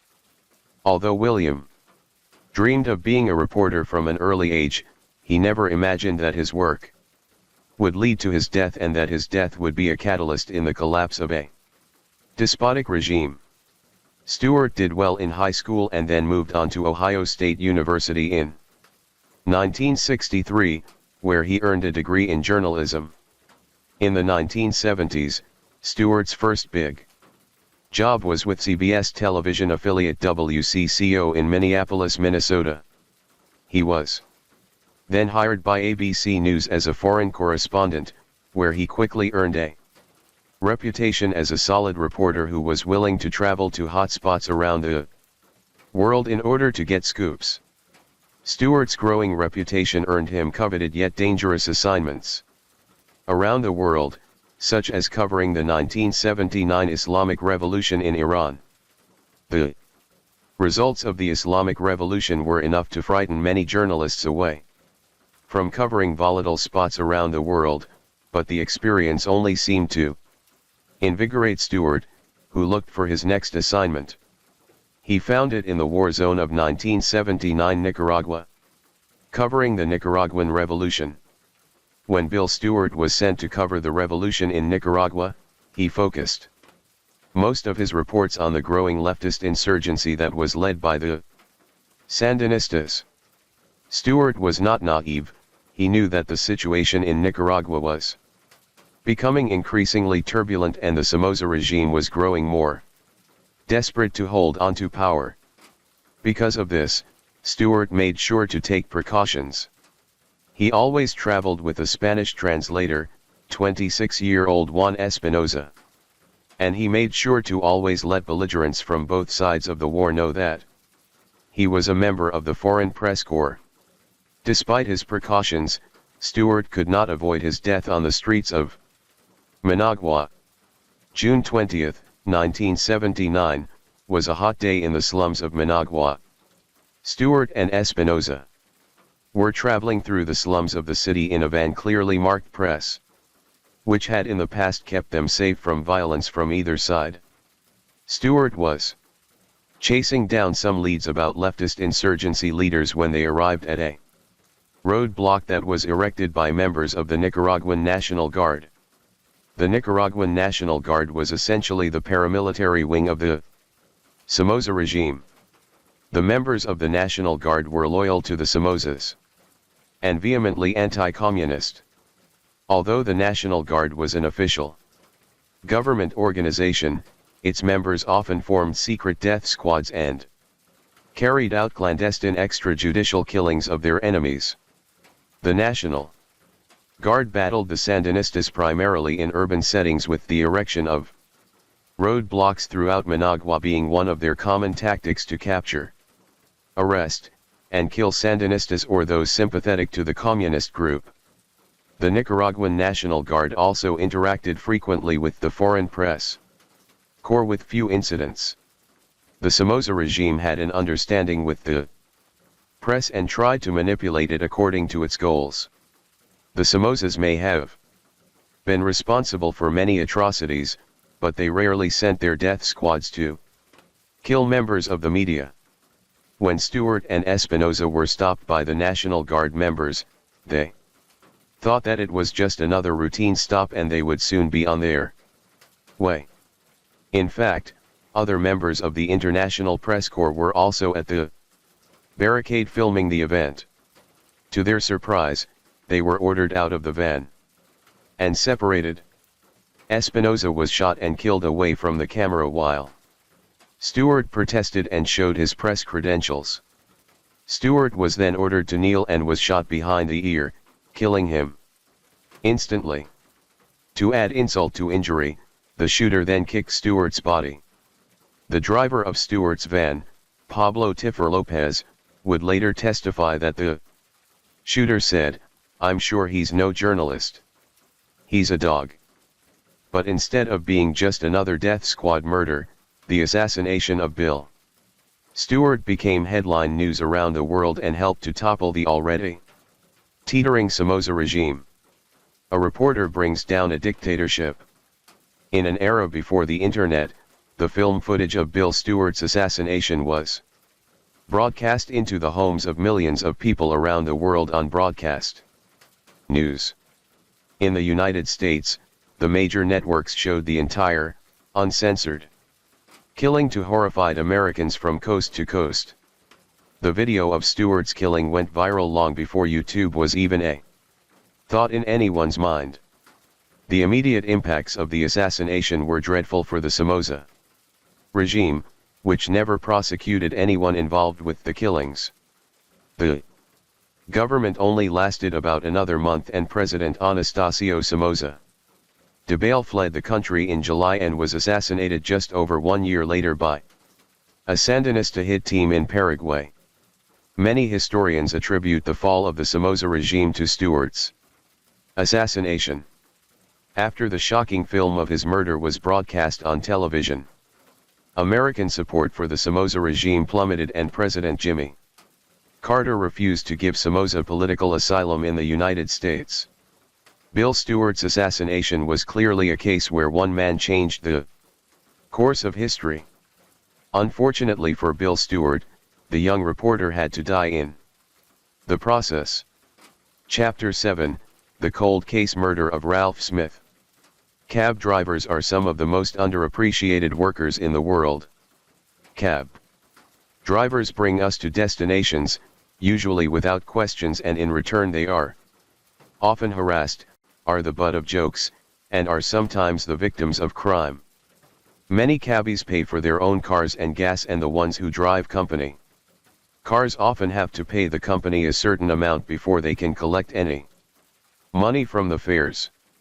True, some cabbies make fairly good money, but they have to deal with rude, ungrateful customers, and they often risk traffic tickets in their quest to get their customers to their destinations on time.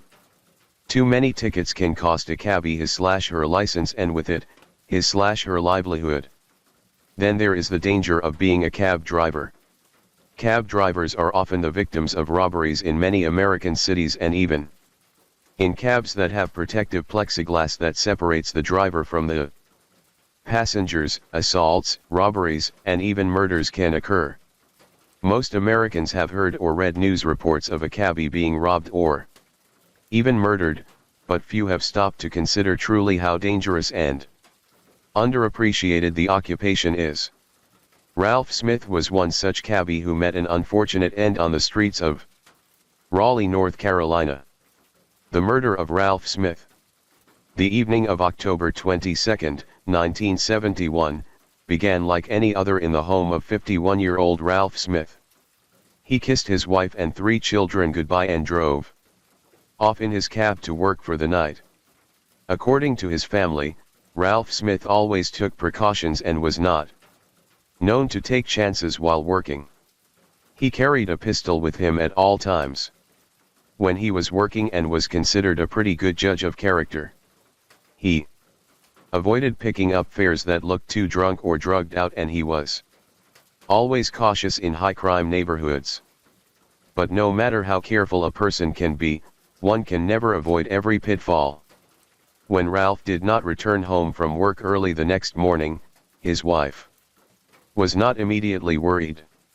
She thought that he probably had a good night and picked up some extra fares. Then she received the call from the Raleigh Police Department. Ralph had been shot and killed. Ralph's body was found lying on the front seat of the cab with his unused pistol at his side and $29 in his wallet. The police speculated that it was a robbery gone wrong and that Ralph had pulled his gun after the robber had pulled his. Unfortunately, Ralph was slower on the draw. The Smith family was devastated by the news. "I was a torn wreck," said Ralph's daughter, Dorothy Smith. "I couldn't sleep. Most nights, all I could see was my daddy." Smith's murder immediately garnered a significant amount of media attention for a number of reasons.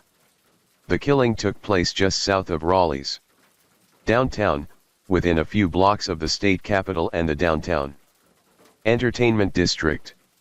Smith's family and fellow cabbies took advantage of the early media attention by appealing to the public for anyone with information to come forward, and a reward was offered. Although Raleigh, like most big American cities, had its share of crime in the early 1970s. The murder of a cab driver made the case a particularly high-profile crime and one that the police dedicated special attention towards solving. A number of police officers who were on patrol heard the fatal shots, so they made it their personal mission to catch Smith's killer. But despite the extra media and police attention that was given to Smith's murder, few leads came in and the case quickly went cold. The case goes cold.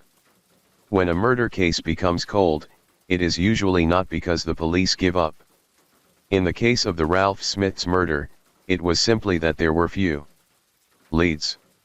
No one witnessed the actual murder and there was little forensic evidence available.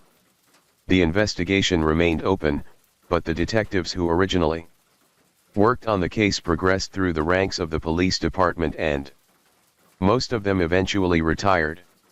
For the family of a cold case murder victim, it is not so easy to move on. Ralph Smith's family, though, knew that he would want them to live their lives. The Smith family moved on, but never forgot. Smith's children grew up and started their own families. Ironically, his son even worked as a cabbie for a while. But the memory of the Smith family patriarch was never far from the minds of the family, even those who never knew him.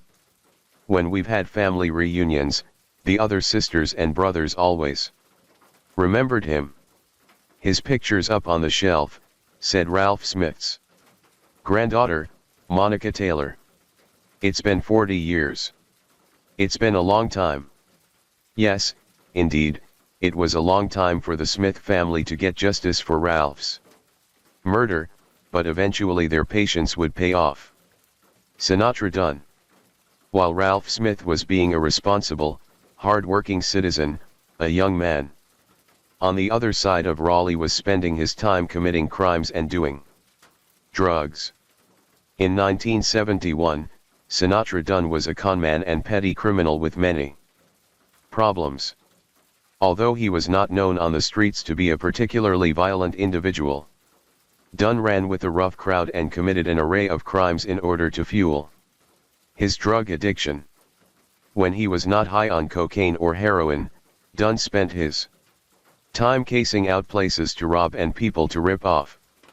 He eventually served a year in prison for larceny during the mid-1970s. Dunn also had a difficult time maintaining relationships with women and had a history of domestic violence. Clearly Sinatra Dunn was a man with many demons. But sometimes people with deep personal problems just need someone who will listen, or sometimes they just need to be burned out from their lifestyle. By the mid-1980s, Sinatra Dunn was burned out from a life of crime and drug use and he met someone who would listen. Seeing that his life was a wreck, Dunn began attending church and substance abuse recovery groups in order to stop the vicious cycle that he was in and find some value to what was left of his life. During this time, he met a kind woman named Sherdinia Thompson who saw something in the troubled Dunn that no one else had ever seen. She saw the potential for a good person. Thompson and Dunn met while she was doing ministry work to recovering drug addicts and criminals, and almost immediately the two developed a deep bond. Dunn quit using drugs and was no longer involved in criminal activity. Since he had a criminal record, finding a decent paying job was difficult for Dunn, but with the support of Thompson he was able to persevere. One of his many jobs was as a cab driver. Dunn and Thompson married in 1986 and everything seemed to be going well for the couple. After Thompson's elderly mother could longer care for herself, the couple moved her into their home to give her round-the-clock care. Dunn would later use that caretaking experience to care for Sherdinia when she had a stroke in 2008. Dunn had clearly turned his life around with the help of Thompson. He had become an honest, productive citizen who shared everything with the woman he loved. But he still had one dark secret: the arrest and trial of Sinatra Dunn. As it turns out, Sinatra Dunn was a suspect in the murder of Ralph Smith almost from the beginning. In 1971, Dunn was at the height of his criminal activity and drug use and was fairly well known to the Raleigh Police Department. He was also an accomplished domestic abuser. Not long after the Ralph Smith murder, Dunn gave his wife at the time a brutal beating that resulted in her giving a statement to the Raleigh police. Dunn's wife's statement, though, was not about domestic abuse, it concerned murder. The woman told police that shortly after the Ralph Smith murder, Dunn had confessed the crime to her. Since angry spouses often file false reports on their partners, the Raleigh police conducted a full background check on Dunn before they took the investigation any further. The police knew Dunn as a street criminal and drug user, and although most of his known acts of violence were directed toward women, he was known to pull stick-ups among other crimes. The Raleigh police tracked Dunn down and questioned him concerning the Ralph Smith murder. Dunn unequivocally denied any involvement and said that his wife just made up the story because she was mad at him. Although Dunn's wife's statement may have been admissible in court, alone it was not enough to make an arrest, never mind get a conviction. The Raleigh police were never able to collect any physical evidence that tied Dunn to the murder, so they needed him to confess, which he was not willing to do in the 1970s. Also, the Raleigh police eventually lost track of Dunn's wife, who they believed would have been an unreliable witness if the case ever went to trial. Despite the lack of evidence, the Raleigh Police Department never gave up trying to catch Ralph Smith's killer. In the early 2000s, the Raleigh Police Department, like many police departments across the United States, opened a cold case squad in order to clear the backlog of cold case murders they had. Advances in forensic science, such as the AFIS and CODIS databases, have helped solve many cold cases, but those advances did little to help detectives solve the Ralph Smith murder. Instead, Raleigh detectives would appeal to their primary suspect's conscience. Detectives tracked down their primary suspect, Sinatra Dunn, in July 2014. The detectives expected Dunn to repeat much of what he told other investigators in the early 1970s, but instead he gave them a full confession. Dunn said that on the night of the murder, Smith picked him up as a passenger, but that he never planned to pay the father of three. When he tried to leave Smith's cab without paying, the angry cabbie grabbed a hold of him and a struggle ensued. Dunn pulled his pistol out, shot Smith, and then fled from the scene. Sinatra Dunn was charged with Ralph Smith's murder, to which he pled guilty in late 2014 and received a 12-year sentence. Unlike many criminal defendants who face similar charges, Dunn appeared relaxed and peaceful in the courtroom. A big weight had been lifted from his shoulders. The joy that the Smith family felt after they learned that Ralph's killer had been caught was quickly tempered when they learned the details of Sinatra Dunn's road to redemption. They could not help but feel a certain level of sympathy for Dunn, even though he took the life of their loved one. Ralph Smith's wife, Effie, lived to see her husband's killer arrested and sent to prison before she passed away on May 18, 2016, at the age of 97. Effie showed poise, empathy, and a certain amount of wisdom when asked about her husband's killer. "I feel sorry for this family, and I don't hate him, either," said Effie. "You're not supposed to hate for what he did. But what he did, he's got to pay for it, too, not me. Perhaps when Dunn is released from prison he will be able to pass along some of Effie's empathy." Story 7. The Disappearance and Murder of Chandra Levy. If you were to turn on a television or read a newspaper in the United States between May and early September of 2001, it would have been difficult, if not impossible, to avoid hearing about the disappearance of Chandra Levy. The young intern disappeared from her Washington, D.C., apartment without a trace. The case bothered people because she was seemingly innocent and was therefore possibly the victim of a random, violent crime. As the case dragged on, it became lurid. There was evidence that the young intern may have been sexually involved with the congressman, and many wondered if perhaps the sleazy congressman may have been involved in her disappearance. Then the world changed. The September 11, 2001, terrorist attacks not only changed the course of history, but dominated the American news cycle for several weeks, which meant that the Chandra Levy case was covered much less and therefore began to recede from the minds of much of the public. Eventually, Chandra's body was discovered, changing the case from a missing person investigation into a homicide investigation. And that was when the case truly became convoluted, with more twists and turns than a Rocky Mountain highway. Chandra Levy. Chandra Levy was born in 1977 to a Jewish family in Cleveland, Ohio, and raised in the Central Valley city of Modesto, California. Although the Levy family was not particularly religious, they were members of a conservative synagogue in Modesto because they wanted to instill Chandra with a solid set of values. Education was also important in the Levy household. Chandra did well in school and then went on to study journalism at San Francisco State University, where she earned a Bachelor's of the Arts degree. Although she did not use the degree to find employment in the field of journalism, she was able to use it to land a spot in the master's program for public administration at the University of Southern California. The program was considered rigorous, but well worth the 2 years of study, because graduates were almost assured a position in the field.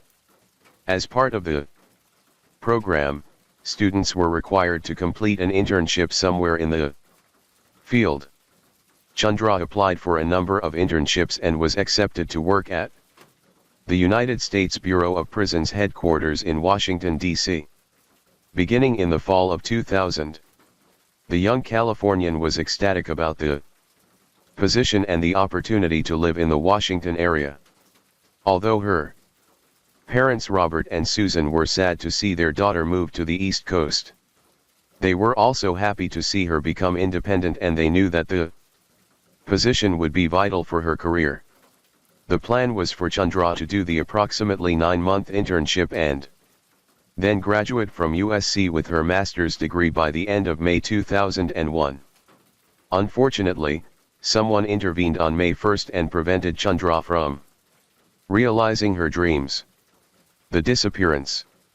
May 1, 2001, was the last day anyone saw Chandra Levy alive. She had contact with several people that day, primarily by phone, including her parents. Since the Levy parents usually talked to Chandra every day by phone, they began to worry when days went by without a phone call from their daughter and all of their calls to her went unanswered. Extremely worried about the situation, the Levy parents contacted the Metro D.C. Police Department on May 6 to report Chandra missing. At first, the police assured the Levys that their daughter had probably just taken an impromptu trip for a few days, or perhaps she went away with a boyfriend. The Levy family was adamant that Chandra would have called them before going on such a trip, which would have been out of her character in the first place. The police agreed to do a search of Chandra's apartment. A quick search of Chandra's apartment found no visible signs of foul play. Nothing appeared broken or missing, and the doors were locked. The search was, for the most part, cursory, though, because the police did not yet have a warrant to search her computer. The more the police investigated the case, the more it appeared that Chandra did not just go away for a few days on a rendezvous with a lover. The authorities dug into Chandra's background for answers, and one name kept coming up: that Seemed out of place. Gary Condit. The congressman and the intern. When Gary Condit's name initially came up during the investigation into the disappearance of Chandra Levy, it raised red flags for a couple of reasons. First, Condit was nearly 20 years older than the 24-year-old Levy. Sure, winter-spring relationships are not all that uncommon, but when one is potentially part of a missing person case, it sets off the radars of investigators. Any number of scenarios may contribute to one of the persons in such a relationship killing the other, particularly when the younger of the two is the person missing and possibly dead. The age difference between Condit and Levy was enough in itself to garner significant attention from the police, but more importantly, it turned out that Condit was a member of United States Congress. In 2001, Gary Condit had served as the Democratic congressman for California's 18th congressional district since 1993, which happened to be the district where the Levy family lived. By all accounts, the citizens of Condit's district were happy with his work because they re-elected him numerous times by wide margins. Condit was also seen by most as a family man with good values. He had been married to the same woman for several years and had 2 children at the time of Levy's disappearance. The congressman campaigned and voted in the Congress as a conservative Blue Dog Democrat and was especially vocal in his opposition to President Clinton during the latter's impeachment trial in 1999. But oftentimes with politicians, looks are deceiving. As investigators began to focus more on Condit and the nature of his relationship with Chandra Levy, they learned that the congressman was having an affair with a flight attendant. They also learned that he and Chandra were having an affair. In the days after the Levys reported Chandra missing and the investigation into her disappearance began, Chandra's father and aunt told investigators that Chandra was involved in a sexual relationship with Congressman Condit. The revelation was enough for the Metro D.C. police to obtain a search warrant to conduct a more thorough search of Chandra's apartment. A May 10, 2001 search of Chandra's apartment uncovered several messages on her answering machine from Condit and a number of emails from the congressman on her computer. Gary Condit quickly found himself in the middle of an epic scandal. At first, Condit denied the affair to the police, but when presented with the evidence he eventually relented and admitted to the relationship. Once the press got hold of the details, it quickly became headline news for months in the United States. The Levy family continually railed against Condit, who they accused of withholding information in the case. For his part, once the relationship was acknowledged, Condit was cooperative with the police. He allowed them to search his apartment and met them for interviews. Did the sleazy congressman have something to do with Chandra Levy's disappearance? The investigators did not think so, and he was never very high on their suspect list. The rest of America, particularly the voters in California's 18th congressional district, had doubts about Condit's innocence. Condit lost his re-election bid in 2002. As quickly as the Chandra Levy disappearance came to dominate the headlines in the news cycle, it dropped from the headlines even more precipitously when the 9/11 terrorist attacks took place. Americans became more concerned with the deaths of thousands of their countrymen and the potential for many more to die in further terrorist attacks. Unfortunately for the Levy family, Americans quickly began to forget about their missing daughter. The discovery of Chandra's remains. Although the media attention about Chandra's disappearance was greatly diminished after the 9/11 attacks, investigators on the case continued to diligently search for the missing intern. The immediate focus was centered on Chandra's laptop computer, which was found intact in her apartment. In 2001, computer forensics was still a fairly new subdiscipline in law enforcement. Most American police departments, even in major cities like Washington, still did not have units or even officers specifically assigned or trained to search and evaluate computer-related evidence, which often created problems. In the Chandra Levy case, eager investigators corrupted the hard drive of her laptop, destroying vital evidence related to the case. Despite this major problem early in the investigation, experts were brought in who were able to retrieve some very important information that helped investigators locate Chandra's remains. Computer forensic technicians were able to retrieve emails between Chandra and Condit, and more importantly, they also recovered a number of search engine queries that pointed them in the right direction.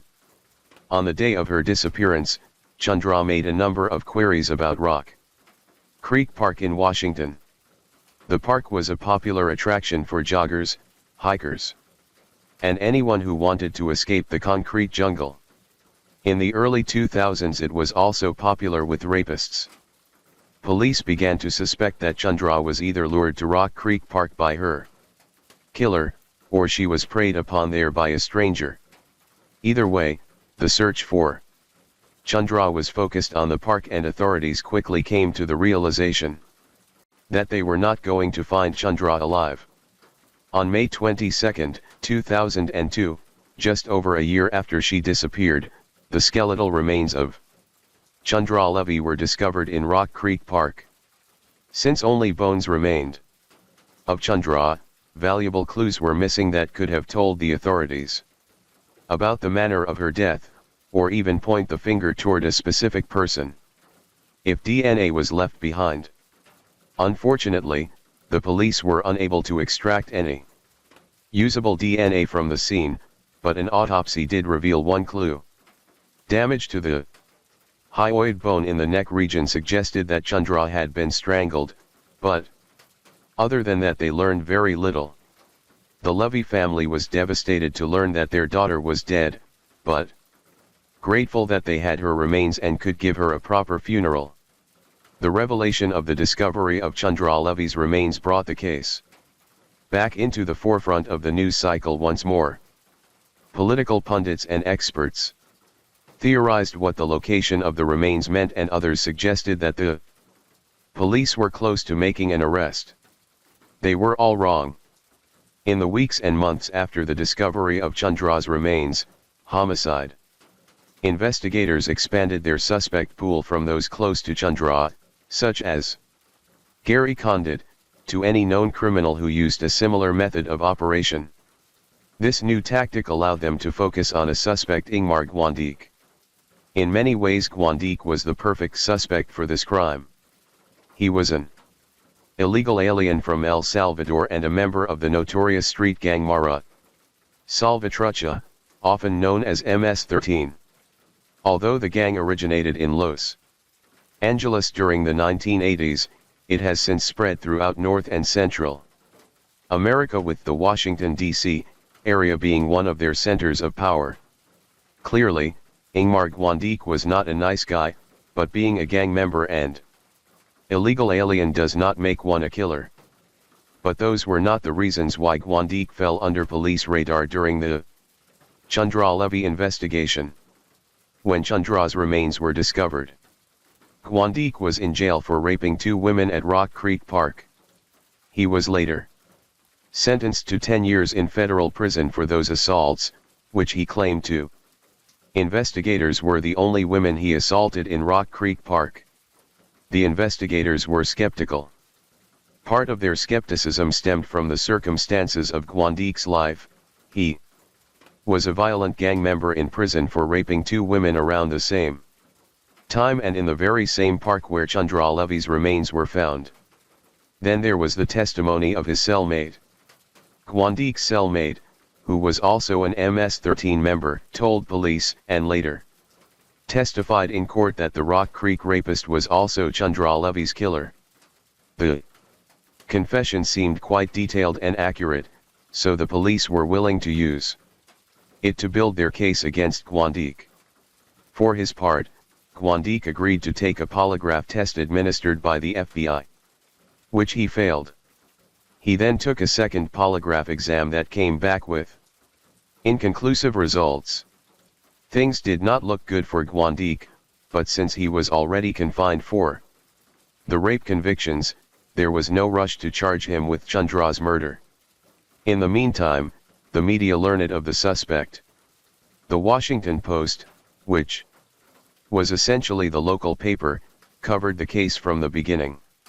When its reporters learned that Gwandik was a suspect in Chandra's murder, a series of stories were published in 2008 that chronicled the case and focused on Gwandik as the prime suspect. The Washington Post series on the Levy case put immense pressure on the Metro Police, who then charged Ingmar Gwandik with the murder of Chandra Levy on April 22, 2009. Perhaps the Levy family would finally get justice for Chandra. The trial of Ingmar Gwandik. When Gwandik's murder trial finally began in 2010, it had been nearly 10 years since Chandra Levy was killed. Outside of the local press, the media attention given to the trial was minimal. Apparently to many in the media, it would have been more interesting and sold more copies if a congressman had been Chandra's killer rather than a convicted rapist gang member. But in the courtroom nearly every day were Chandra's parents.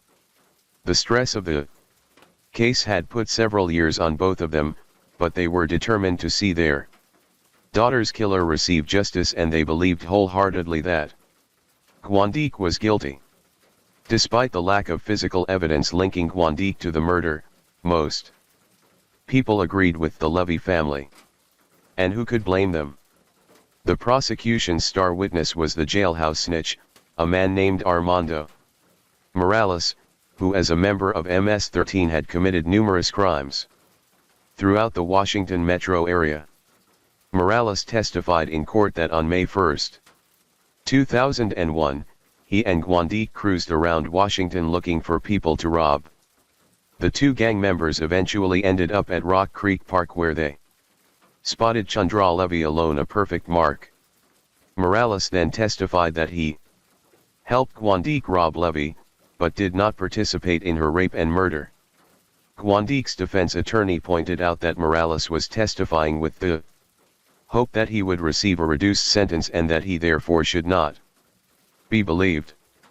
The attorney further pointed out that there was no other evidence linking his client to the murder and that he should therefore be acquitted.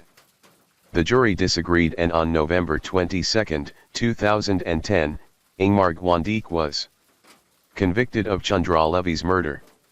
The Levy family was relieved that they could now move forward with their lives. And the police and prosecutors were convinced that the right man would be spending the rest of his life in prison for Chandra's murder. But not everyone was convinced that the right man was convicted. Gladys Witherspoon, who defended Gwandik in the 2001 Rock Creek rape cases, thought that the jury convicted her former client solely on emotion. "I just think they were going to convict anyway," said Witherspoon shortly after Gwandik was convicted of murder. "They felt bad for that woman. She's sitting in there every day. Who would not feel bad for the Levy family?" An incredible twist. Once Gwandik was convicted of Chandra Levy's murder and sentenced to spend the rest of his life in prison, he did what most people do who have that much time on their hands and filed an appeal. Gwandik's appeal lawyers quickly learned that not only were there plenty of reasons for their client to receive a new trial, a number of previously unknown facts actually pointed toward Gwandik's innocence. Since Armando Morales' testimony is what essentially convicted Gwandik, the Rock Creek rapists' lawyers decided to focus their attention on Morales. They learned that Morales later admitted in a recording to perjury and that he never saw Gwandik kill Chandra Levy. When Morales' perjury was made public, the government dropped opposition to a new trial for Gwandik. It appeared that Ingmar Guandique would get another chance to prove his innocence in court. Guandique's lawyers also learned that there was a witness who potentially heard Chandra being attacked. The new witness testified that she heard the scream of a female from the direction of Chandra's apartment around 4:30 am on the last day she was seen alive. This new revelation possibly moved the timetable up on Chandra's murder and possibly placed the scene of the crime, or at least abduction, at her apartment. This new revelation, along with the discovery that prosecutors failed to turn over important evidence to the defense during Guandique's murder trial, resulted in the government dropping the murder charges against Guandique on July 28, 2016. Since he had already served his time for the Rock Creek Park rapes. Guandique was technically a free man, but since he was an illegal alien and a convicted felon, he was turned over to Immigration Customs and Enforcement, where he currently faces deportation back to El Salvador. The Levy family was shocked with the turn of events. We all want our truth. I want to make sure we find out the truth. My husband. And I hope that justice is found for our family, Susan Levy said. But even if I get justice, it doesn't bring calm back to a family that's been fractured by a horrendous crime like this. Unfortunately for the Levy family, the police currently have no suspects for their daughter's murder. Story 8. The abduction of Colette Aram. The term random crime is used a lot to describe a crime where the victim is unknown to the perpetrator. These types of crimes are most common in larger urban areas and often involve muggings and burglaries. But is the term truly accurate?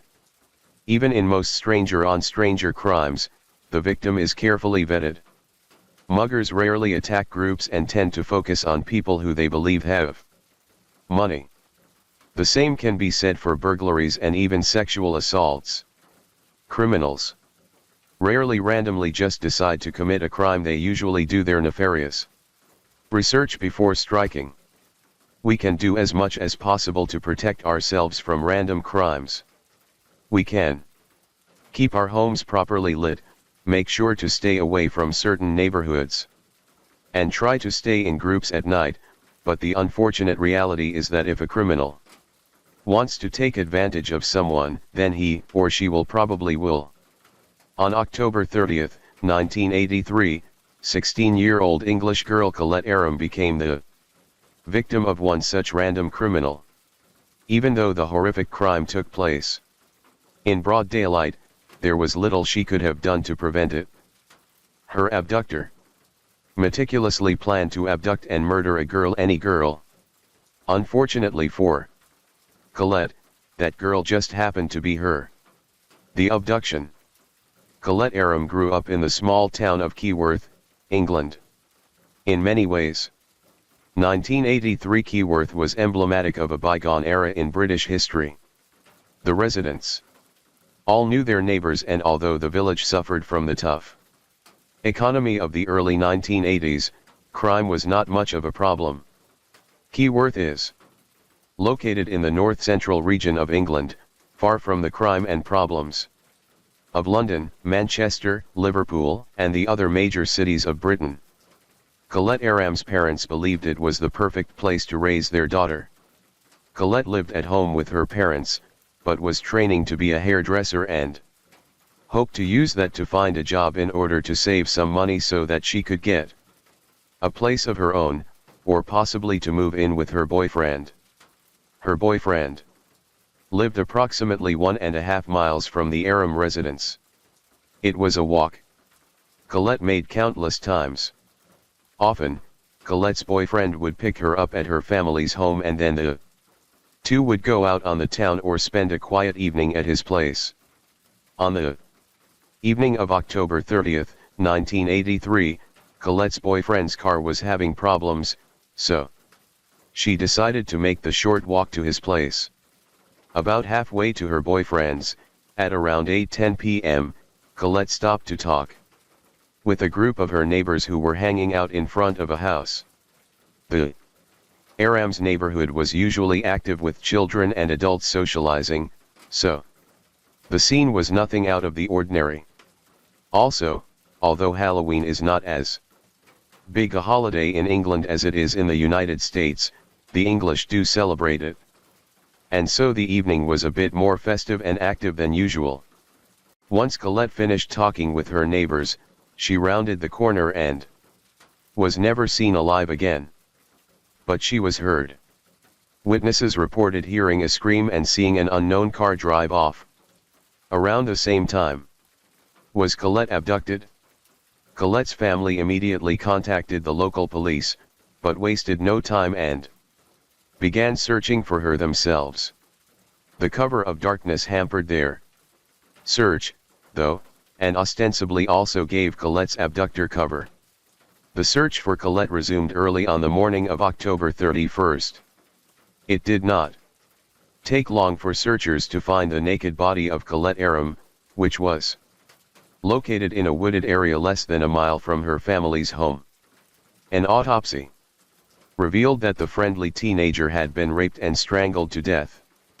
The citizens of Keyworth were upset and frightened when they learned of Colette's murder. A monster was walking the streets of quiet Keyworth. A kidnapping case becomes a homicide investigation. The forensic examiners dutifully catalogued all of the physical evidence relating to the case, including the semen from inside Colette, although the technology of the time limited what they could do with it. For the time being, the police were forced to rely on old-fashioned techniques to find Colette's killer. Since Colette was on her way to see her boyfriend, he immediately went to the top of the list of the police's persons of interest. After interviewing Colette's boyfriend, the police quickly ruled him out as a suspect for a number of reasons, including a solid alibi. Once Colette's boyfriend was struck from their list of potential suspects, the local investigators learned that he was the only man on their list.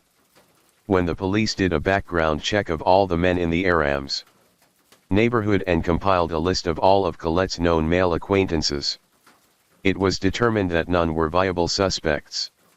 Most had airtight alibis, and those who did not either had a blood type that did not match the semen taken from Colette, or they were too young to have committed the crime. It seemed that the police were at an impasse.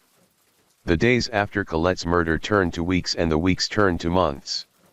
Then the police and the Aram family were approached by the British Broadcasting Company about a new television show they were producing about unsolved crimes in Britain. The producers of the show, titled Crime Watch, wanted to profile Colette's case on their inaugural episode in June 1984. The local investigators and the Aram family were more than happy to give interviews for the show, with the slim hope that someone watching would know something and come forward. After the show aired, the BBC studios received hundreds of tips. Unfortunately, though, none of those tips panned out. Since Crime Watch represented a new medium, it served as inspiration for the later America's Most Wanted. Many of the calls were actually pranks, and a few were from scorned lovers who tried to use the show to get back at former partners. After sifting through the largely bogus tips generated from the spot on Crime Watch, local authorities received a bizarre letter. The Nottinghamshire Police Keyworth is within the Shire of Nottingham, which is close to the equivalent of an American county, thought that the letter was the break they needed to solve the case. Perhaps the killer would reveal information about himself that would ultimately lead to his arrest. In the letter, the killer bragged that the timing of the abduction and murder, the night before Halloween, helped him blend in with the crowd. "No one knows what I look like. That is why you have not got me," the killer wrote. "I know I strangled her. I drove around and ended up at Keyworth. I left the key there to fool you and walked back across the fields. You will never get me." Hoping that someone would recognize the killer's writing, the police published part of the letter, but they received no responses. The murder of Colette Aram went cold for nearly 30 years. Advances in DNA technology. When Colette Aram was raped and murdered in 1983, deoxyribonucleic acid, DNA, was known to scientists, but they had yet to learn how to develop DNA profiles that are specific to each person. Around the time Colette was murdered, scientists in the United Kingdom, not far from her home, were developing a process whereby each person's unique genetic profile could be mapped and profiled. Once developed, DNA profiling would revolutionize law enforcement, as much as the discovery that each person has unique fingerprints did in the late 19th century. About 2 years after Colette was murdered, a British scientist named Alex Jeffreys worked day and night in his Leicester lab to discover that each person has a unique DNA code that can be fingerprinted or profiled. The discovery was revolutionary and almost immediately applied to law enforcement. Jeffreys first used DNA profiling to help capture British murderer and rapist Colin Pitchfork in 1987, which set the stage for DNA profiling to be used in crime labs across the world. Despite the great leap forward made in the science, it still took a long time to compile an accurate DNA profile. Well into the 1990s, and large samples were often needed. By the 2000s, though, the science had advanced enough that a DNA profile could be gleaned from a sample within hours, and scientists learned how to extract a profile from mitochondrial DNA. Samples no longer needed to be large, which was bad news for the bad guys. Police procedures had also advanced in the nearly 30 years after Colette Aram's murder.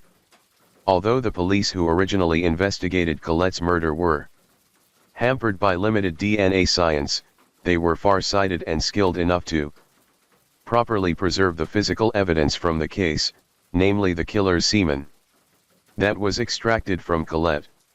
For the first few years after Colette's murder, the semen sample sat in an evidence locker, but by the 2000s the case was re-evaluated when the United Kingdom created a national database of DNA taken from criminals, both those convicted and charged, as well as DNA taken from cold cases.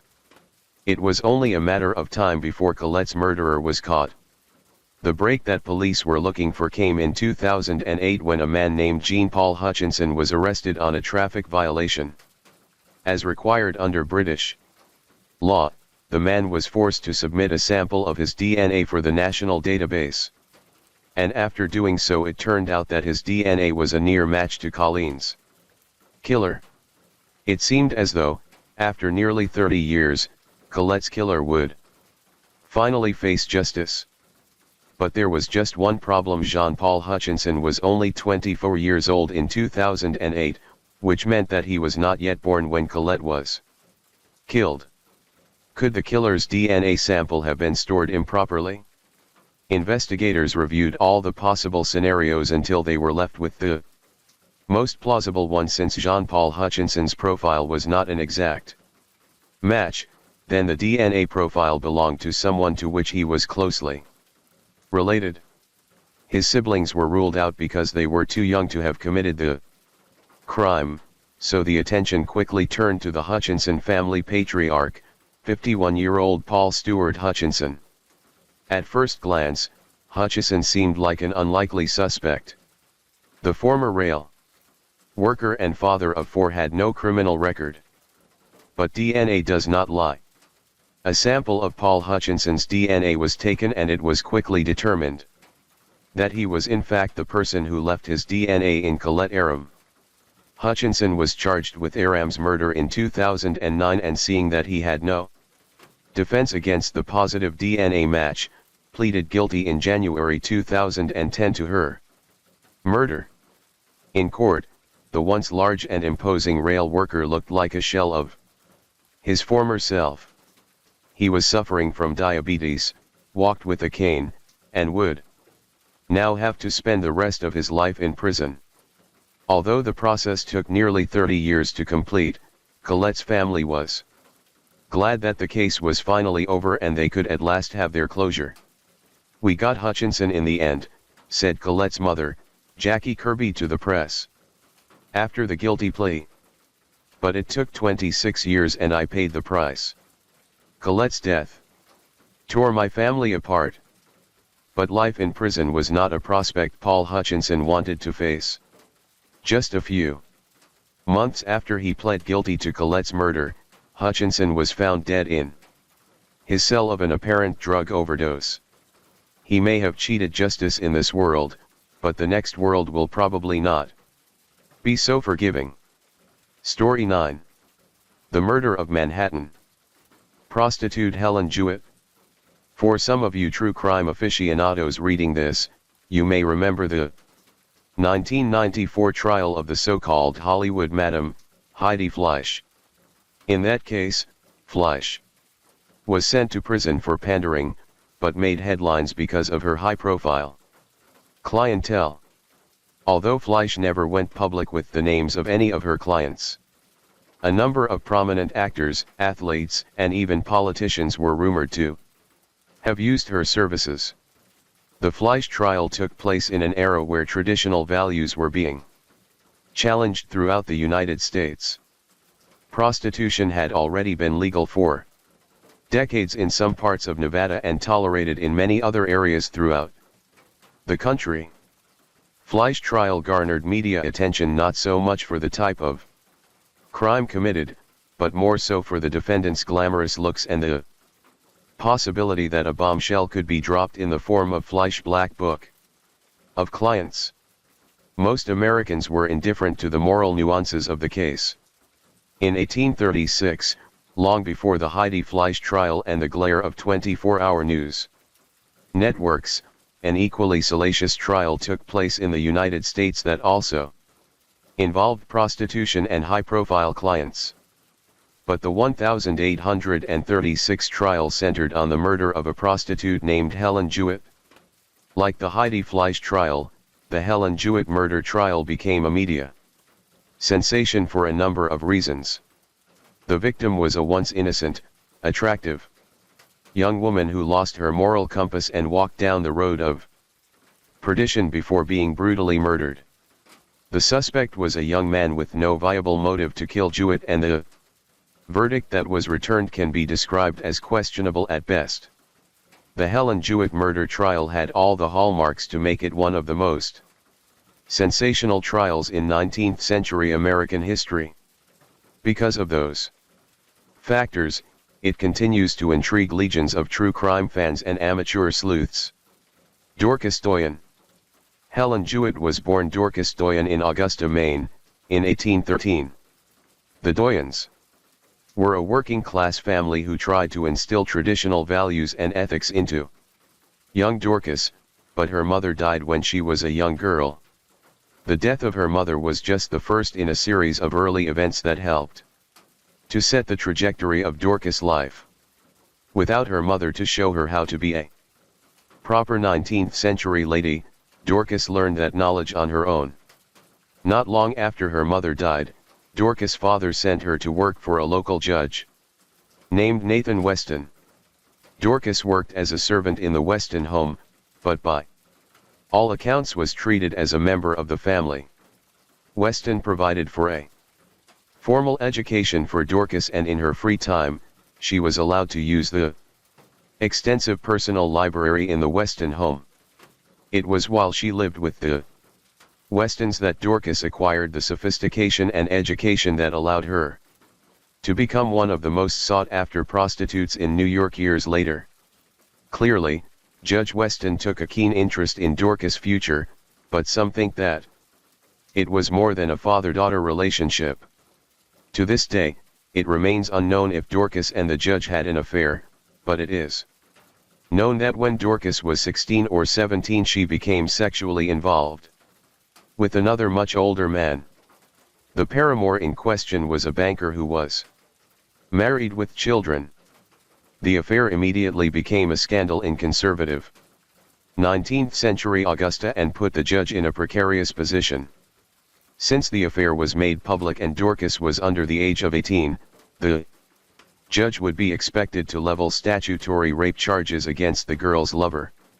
If he did that, the details of his relationship with Dorcas could be made public.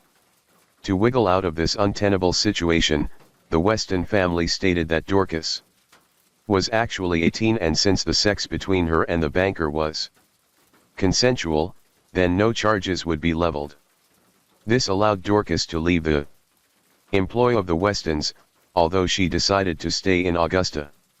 Dorcas quickly found out that it was difficult for a woman to find work in 19th century Augusta, especially when she was known around the city for being involved in a sex scandal. Because her reputation was essentially ruined, and with few job prospects in the area, she turned to the world's oldest profession to pay the bills. A few months after Dorcas left the Weston home, she met Augusta Madam Maria Stanley, who gave her a job in a local brothel. Dorcas worked in the Augusta brothel for a few weeks, but then changed her name to Helen Marr and moved to Boston. Doyen/Marr worked as a prostitute for a few months in Boston, which is possibly where she met well-known Manhattan Madam Rosina Townsend. By the late 1820s, or early 1830s, Dorcas changed her name once more, this time to Helen Jewett, and joined Townsend in Manhattan to work in one of her high-end brothels. Helen Jewett became an immediate hit with the customers. The brothel where Jewett worked was not far from Manhattan City Hall, and the clientele included prominent politicians, Wall Street businessmen, bankers, lawyers, journalists, and actors. Truly, it was a client list that could easily compare with that of Heidi Fleisch 160 years later, which is what made Helen's murder such a scandal. Did a member of New York's elite kill Helen Jewett? A brutal murder. On April 10, 1836, after responding to smoke emanating from Jewett's room, Townsend found the burned body of Helen Jewett around 4 a.m. Since 1836 was long before electrical power, people used candles to keep rooms and hallways lit, which is what Townsend and the other prostitutes thought killed Jewett. At first, the police concurred. An autopsy revealed that Helen was already dead when the fire was set. The cause of death was determined to be 3 blows to the head by what was believed to be a hatchet. It was a most brutal way for Helen Jewett's troubled life to end, and if there was any consolation, it was that she was killed in her sleep. Once the police determined that the young woman was murdered, they turned their attention to arresting a suspect. A suspect emerges almost from the beginning of the investigation. Townsend and the other prostitutes from the brothel told the police to focus on one of Helen's regular customers, Richard P. Robinson. In some ways Robinson was like Jewett. Born in 1818 to a middle-class family in Connecticut, Robinson left home as a teenager to make it big in New York City. Instead, he found work as a clerk in a dry goods store and often found himself associating with members of the criminal underworld and often went by the alias Frank Rivers. According to one story, Jewett first met Robinson when she was accosted by a man on the streets of New York. As she tried to escape the clutches of the vagrant, Robinson stepped in and gave the guy a thrashing. The two then began a relationship that was more than just that of a client and prostitute. When the two were not spending time with each other at the brothel, they exchanged letters that betrayed their often volatile relationship. They appeared to be in love, but Robinson hated Jewett's profession and wanted her to quit. Just 3 days before she was murdered, Jewett sent a particularly emotional letter to Robinson. "You have known how I have loved, do not, oh do not provoke the experiment of seeing how I can hate," she wrote. Richard Robinson responded, "You are never so foolish as when you threaten me." Keep quiet until I come on Saturday night and then we will see if we cannot be better friends hereafter. That Saturday, April 9, 1836, was the last night Jewett and Robinson spent together. Townsend told the police that she saw Robinson in the brothel wearing a long black cloak on the evening of Saturday, April 9. To her knowledge, Robinson was Jewett's only client that evening. Other prostitutes who worked at the brothel saw Robinson exit through a back door just before the fire. The police found a black cloak and a bloody hatchet near the door. Finding Robinson was not difficult. He lived in a boarding house about half a mile away. Although Robinson denied involvement in Jewett's murder, the circumstantial evidence was enough for an arrest. The trial of the century. Today, the term trial of the century has become a bit cliché due to its overuse. Whenever a celebrity or politician has to stand trial for a major crime, the trial is often referred to in this way. No doubt the media plays a major role. 24-hour news networks, internet websites, and a host of other media all do their part to keep high-profile trials in the public eye today. Many think that the modern media appeals to sensationalism and the lowest common denominator. In that respect, things have not changed much. The Helen Jewett murder case was immediately seized upon by the New York penny press, so called because the newspapers usually cost a penny. The penny papers were known for their sensationalism and were often short on facts, but long on lurid details.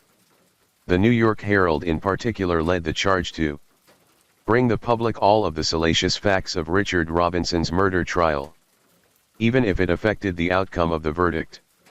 The coverage of the trial by the New York press was eventually picked up by the press from other American cities, making it the first criminal trial in the history of the United States to be nationally covered. No doubt owing to the morals of early 19th century America, the majority of the stories were biased against Jewett, although Robinson was far from depicted as an innocent victim. This was also probably the first trial to have groupies. Young men hung around the courtroom wearing black cloaks similar to the one Robinson was reported wearing, while a number of brave women gave their public support to the slain prostitute, arguing that a woman's bad life choices should not be the cause of her murder. The trial itself is considered a farce by most modern legal scholars.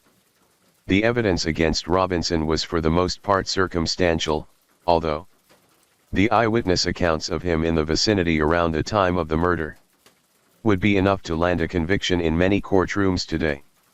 That is, if the eyewitness testimony was allowed and considered credible.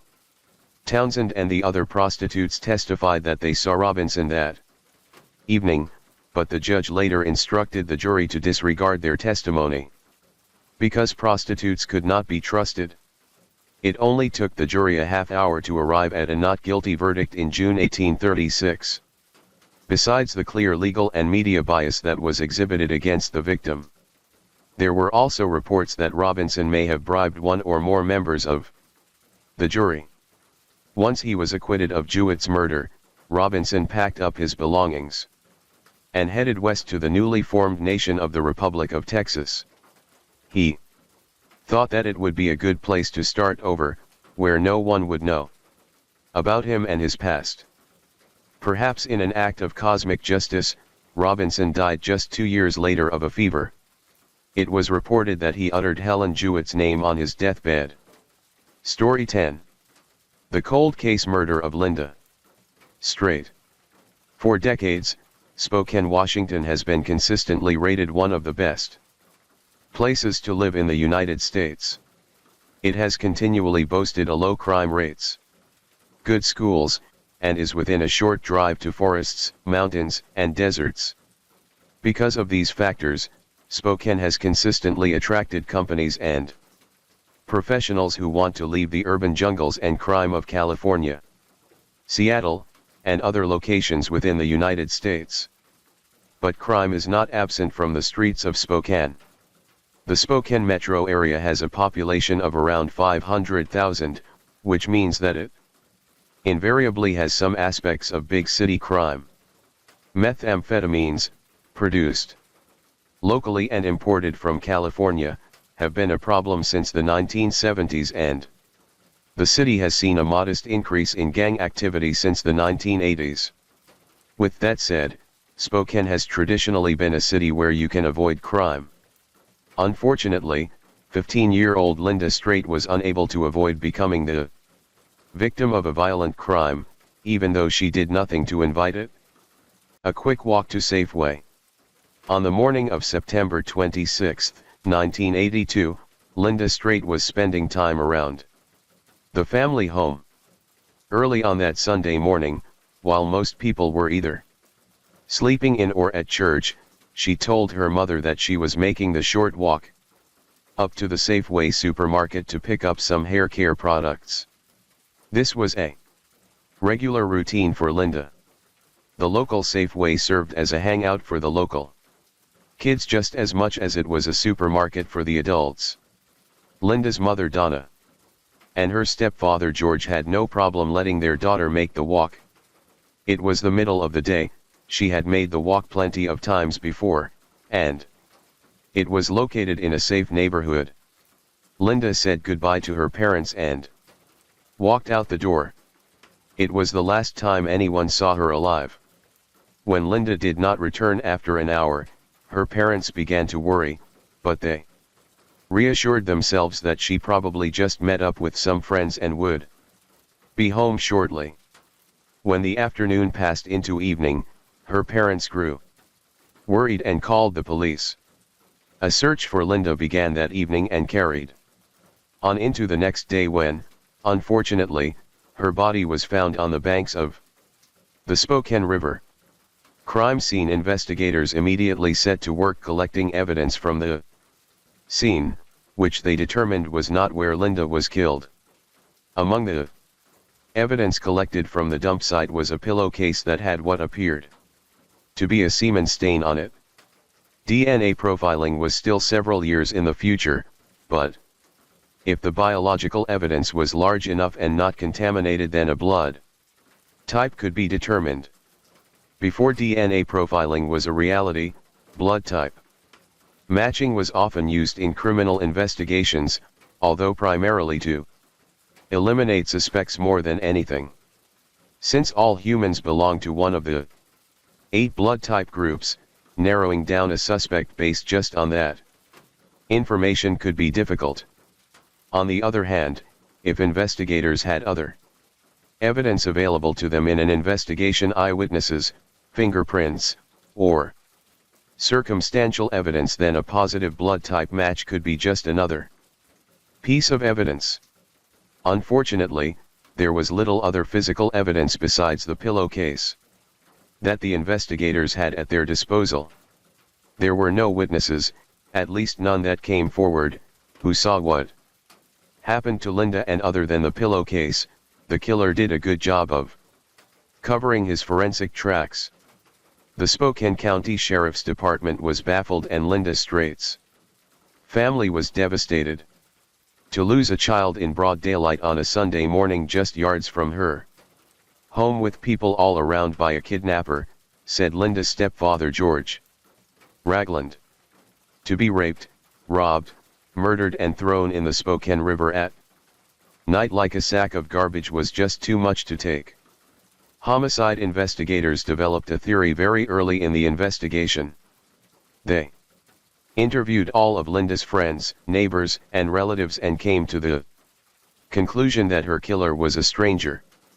Investigators surmised that either while she was in the store, or on her walk back home, Linda was approached by a stranger who somehow got her into his car.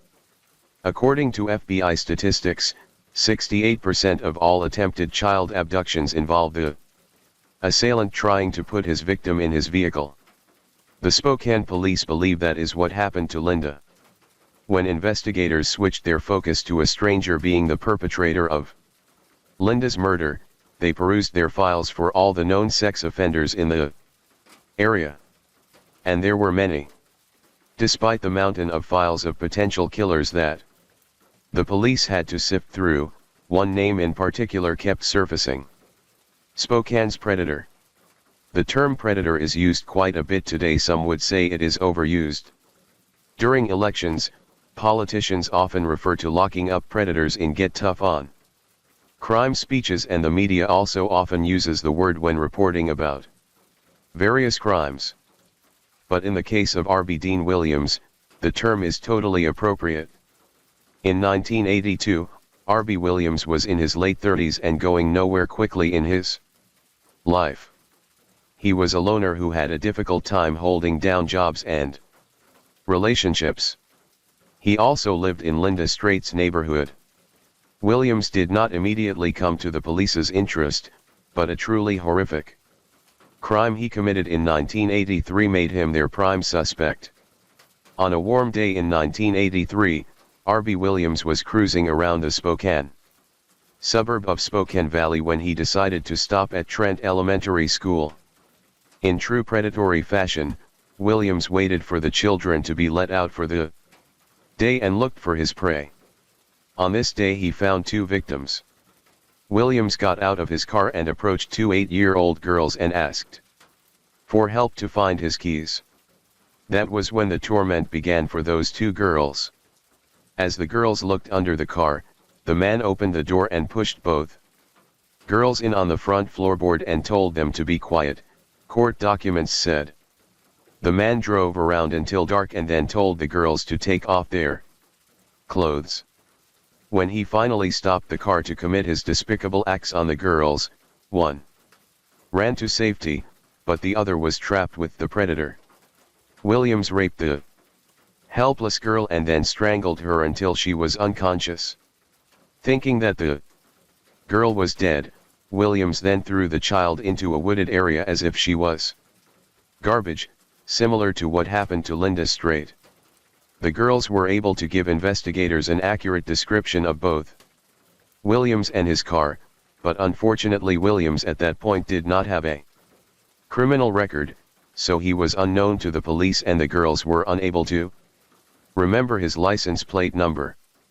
But sometimes criminals do inexplicable things that will make you think they want to be caught. As investigators were searching the area where the second girl was dumped, Williams slowly drove by the police. Detective Mike McCabe noticed the slow moving vehicle and realized that it fit the description of the rapist's car. Williams was promptly pulled over and arrested for the abduction and rape of the little girls. Several weeks later he pleaded guilty to the crimes and was sentenced to a minimum of 20 years in prison. Williams' assault of the two 8-year-olds was a high-profile case in the Spokane area. The people of the metro area were shocked at the brutality of the crime, but relieved that the assailant would not be on the streets anytime soon, if ever.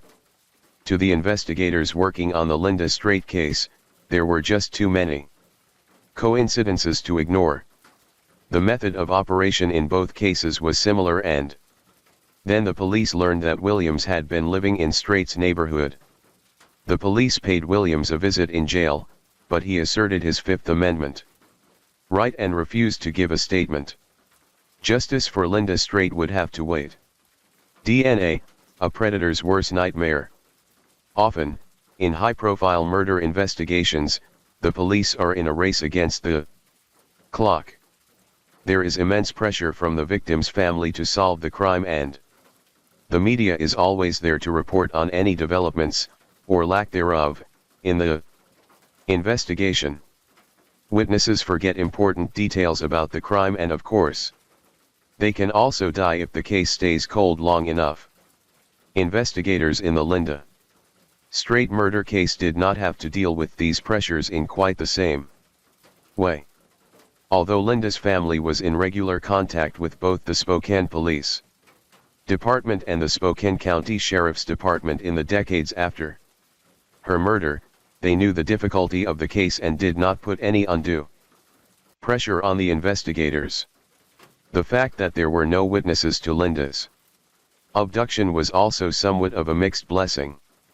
A positive identification of Williams may have helped seal the case against him early, but not having a witness also meant that the police were not forced to base their case on someone who could turn out to be unreliable. But investigators still had the pillowcase. The proper collection, cataloging, and preservation of the pillowcase is what ended up solving Linda's murder. Spokane County Sheriff Mike Stirk noted as much in 2003 when he told reporters, "If they hadn't have done their job then, we wouldn't have the evidence today to put forward to the scientists." From the beginning of the case, investigators knew that the pillowcase was the key. In 1989, when DNA profiling was in its infancy and still very expensive and time-consuming, the police sent the pillowcase to a lab for testing, but the sample was not big enough for the technology of the period. They tried again in 1998, but had the same result.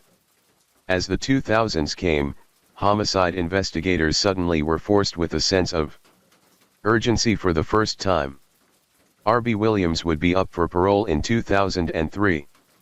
The big break came in 2003 when the DNA sample from the pillowcase, which had been entered into the Washington State DNA database, was entered into the federal government's CODIS database.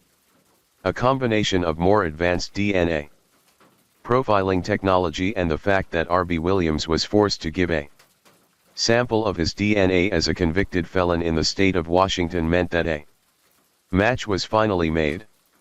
Linda Straight's murderer was finally caught thanks to advances in DNA profiling. Williams pled guilty to Linda's murder in 2006 and was sentenced to another minimum 20-year sentence. Now in his 60s, Williams will likely die in prison. After his guilty plea, during his allocution, Williams was required to relate the horrible details of Linda's last few hours on Earth. After the hearing, Linda's family gave victim impact statements. Her mother, Donna Ragland, now an elderly woman, succinctly stated the family's thoughts about the predator who took Linda's life. "I think you are the scum of the earth and I hope you rot in hell." Before Williams makes it to hell, he will have to navigate his way through the tough Washington state prison system with the reputation as a high-profile child predator. Hell may come sooner rather than later for R.B. Williams. Story 11. The Strange Case of the Joan Harrison Murder. Most high-profile murder cases involve a victim who is either truly innocent, such as a child, or an unlikely victim, such as a housewife. Sometimes cases attain a lot of media attention because the murderer is a serial killer or an unlikely killer, while the bizarre nature of some cases makes them a media sensation. The next case falls into the last category. On November 20, 1975, the body of 26-year-old Joan Harrison was discovered in an abandoned garage in the city of Preston in the northwest of England. Harrison had been raped and beaten to death in what investigators described as a long and painful death. At first glance, there was little to make this a high-profile case. The victim was a known prostitute and drug user. Although few people believe that those are reasons to kill someone, the murder of a prostitute will traditionally elicit far less sympathy from the general public than the murder of someone considered truly innocent. But almost from the beginning, something seemed strange about Joan Harrison's murder. Crime scene investigators determined that Joan was raped and murdered in the garage. It was not a dump site. Joan was last seen the night before around 10:30, as she walked to a local bar for some drinks. Investigators believe that she was attacked on the street and then pulled into the garage where the attack continued. The more investigators searched the scene, they realized that this was not an ordinary murder. The police immediately noticed that Joan had been bitten, and they later learned that she was missing some jewelry from her previous 2 marriages. Once the investigators stood back, they noticed that the scene looked staged, almost as if The crime was committed in some type of ritualistic manner. Besides the bite, the autopsy showed that her attacker was a rare B blood type secretor. Despite Joan's background, the police were diligent in their investigation and interviewed scores of men who fit the profile of a possible suspect. But no viable suspects were found, and the case quickly went cold until it took its first strange twist. The Yorkshire Ripper? In 1978, the Joan Harrison murder investigation received new life when the police of West Yorkshire began receiving tips that she was one of the Yorkshire Ripper's victims. The Yorkshire Ripper, who was later proven to be a man named Peter Sutcliffe, killed 13 women throughout northern England between 1975 and 1980. Most of the Ripper's victims were prostitutes or women walking the streets alone at night, like Joan Harrison. The Ripper often attacked his victims from behind, before raping and murdering them. Joan's murder fit the Yorkshire Ripper's method of operation in many ways. In 1978, the Ripper was at the height of his killings. The Ripper killings eventually forced the West Yorkshire Police to form a Ripper Task Force, which conducted thousands of interviews and chased down as many leads. On March 8, 1978, the task force received a letter from someone claiming to be the Yorkshire Ripper. The writer also claimed responsibility for Joan Harrison's murder. "I am sorry I cannot give my name for obvious reasons. I am the Ripper. I've been dubbed a maniac by the press but not by you. You call me clever and I am. You and your mates haven't a clue that photo in the paper gave me fits, and that bit about killing myself, no chance. I've got things to do. My purpose to rid the streets of them sluts. My one regret is that young lassie MacDonald did not know. Cause changed routine that night. Up to number 8 now, you say 7, but remember. Preston 75. Get about, you know. You were right, I travel a bit. You probably look for me in Sunderland. Don't bother, I am not daft, just posted letter there on one of my trips. Not a bad place compared with Chapeltown and Manningham and other places. Warn whores to keep off streets cause I feel it coming on.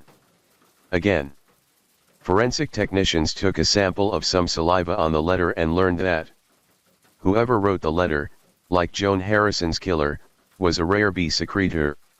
Just over a year after the West Yorkshire Police received the first letter, the writer sent a cassette tape that taunted the investigators. Eventually, the police captured the true Yorkshire Ripper, Peter Sutcliffe, who they determined did not write the letters or send the tape to the West Yorkshire Police. Did the letter writer, tagged Wearside Jack due to his distinct Wearside accent, kill Joan Harrison? Authorities began to doubt that Wearside Jack killed anyone. Their thoughts were confirmed when the saliva sample was run through the United Kingdom's criminal database in 2005 and came back as a match to a man named John Humble, who had been arrested for drunken and disorderly conduct in 2000. Humble was sentenced to 8 years in prison for the perversion of justice in the Yorkshire Ripper case. He was definitively proven not to be Joan Harrison's killer. But the police in Preston were not any closer to solving Joan Harrison's murder. Christopher Smith. In 1975, Christopher Smith was in his late 20s and, like Joan Harrison, had largely fallen through the cracks of society. He was a heavy drinker, drug user, and known street thug and criminal. By the 1980s, Smith had gained quite the reputation for himself on the streets of Preston. He had convictions for assault as well as property and sex crimes. Christopher Smith was a one-man crime wave. But by the mid-1980s, Smith settled down and had a daughter, who eventually gave him grandchildren. He seemed to have left his criminal life behind, but in 2008 his old life caught up with him in more ways than one. suffering from terminal illness that was partially brought on by his hard living. Early in life, Smith turned back to the bottle and was arrested for driving under the influence of alcohol in 2008. He was then required to give a DNA sample as per British law. 6 days later, his DNA profile came back as a perfect match with Joan Harrison's killer. Since Smith cleaned up his act before the United Kingdom's criminal DNA database went into effect, he was not on file and therefore evaded justice for over 30 years.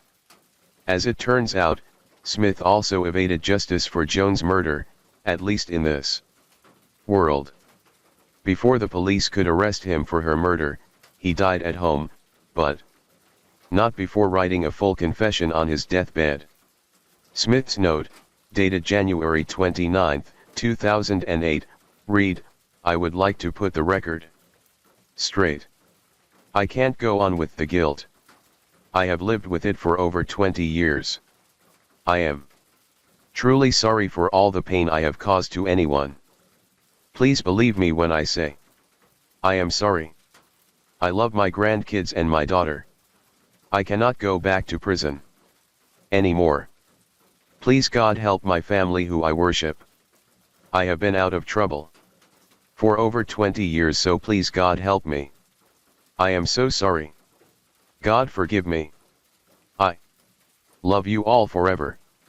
As humans, there is no doubt that we have a fascination with crime. The fascination is not morbid, but instead concerns the desire for us to understand what makes a people from our communities commit some truly disturbing crimes. We are also fascinated with the police procedural process and the cat and mouse game between cops and criminals.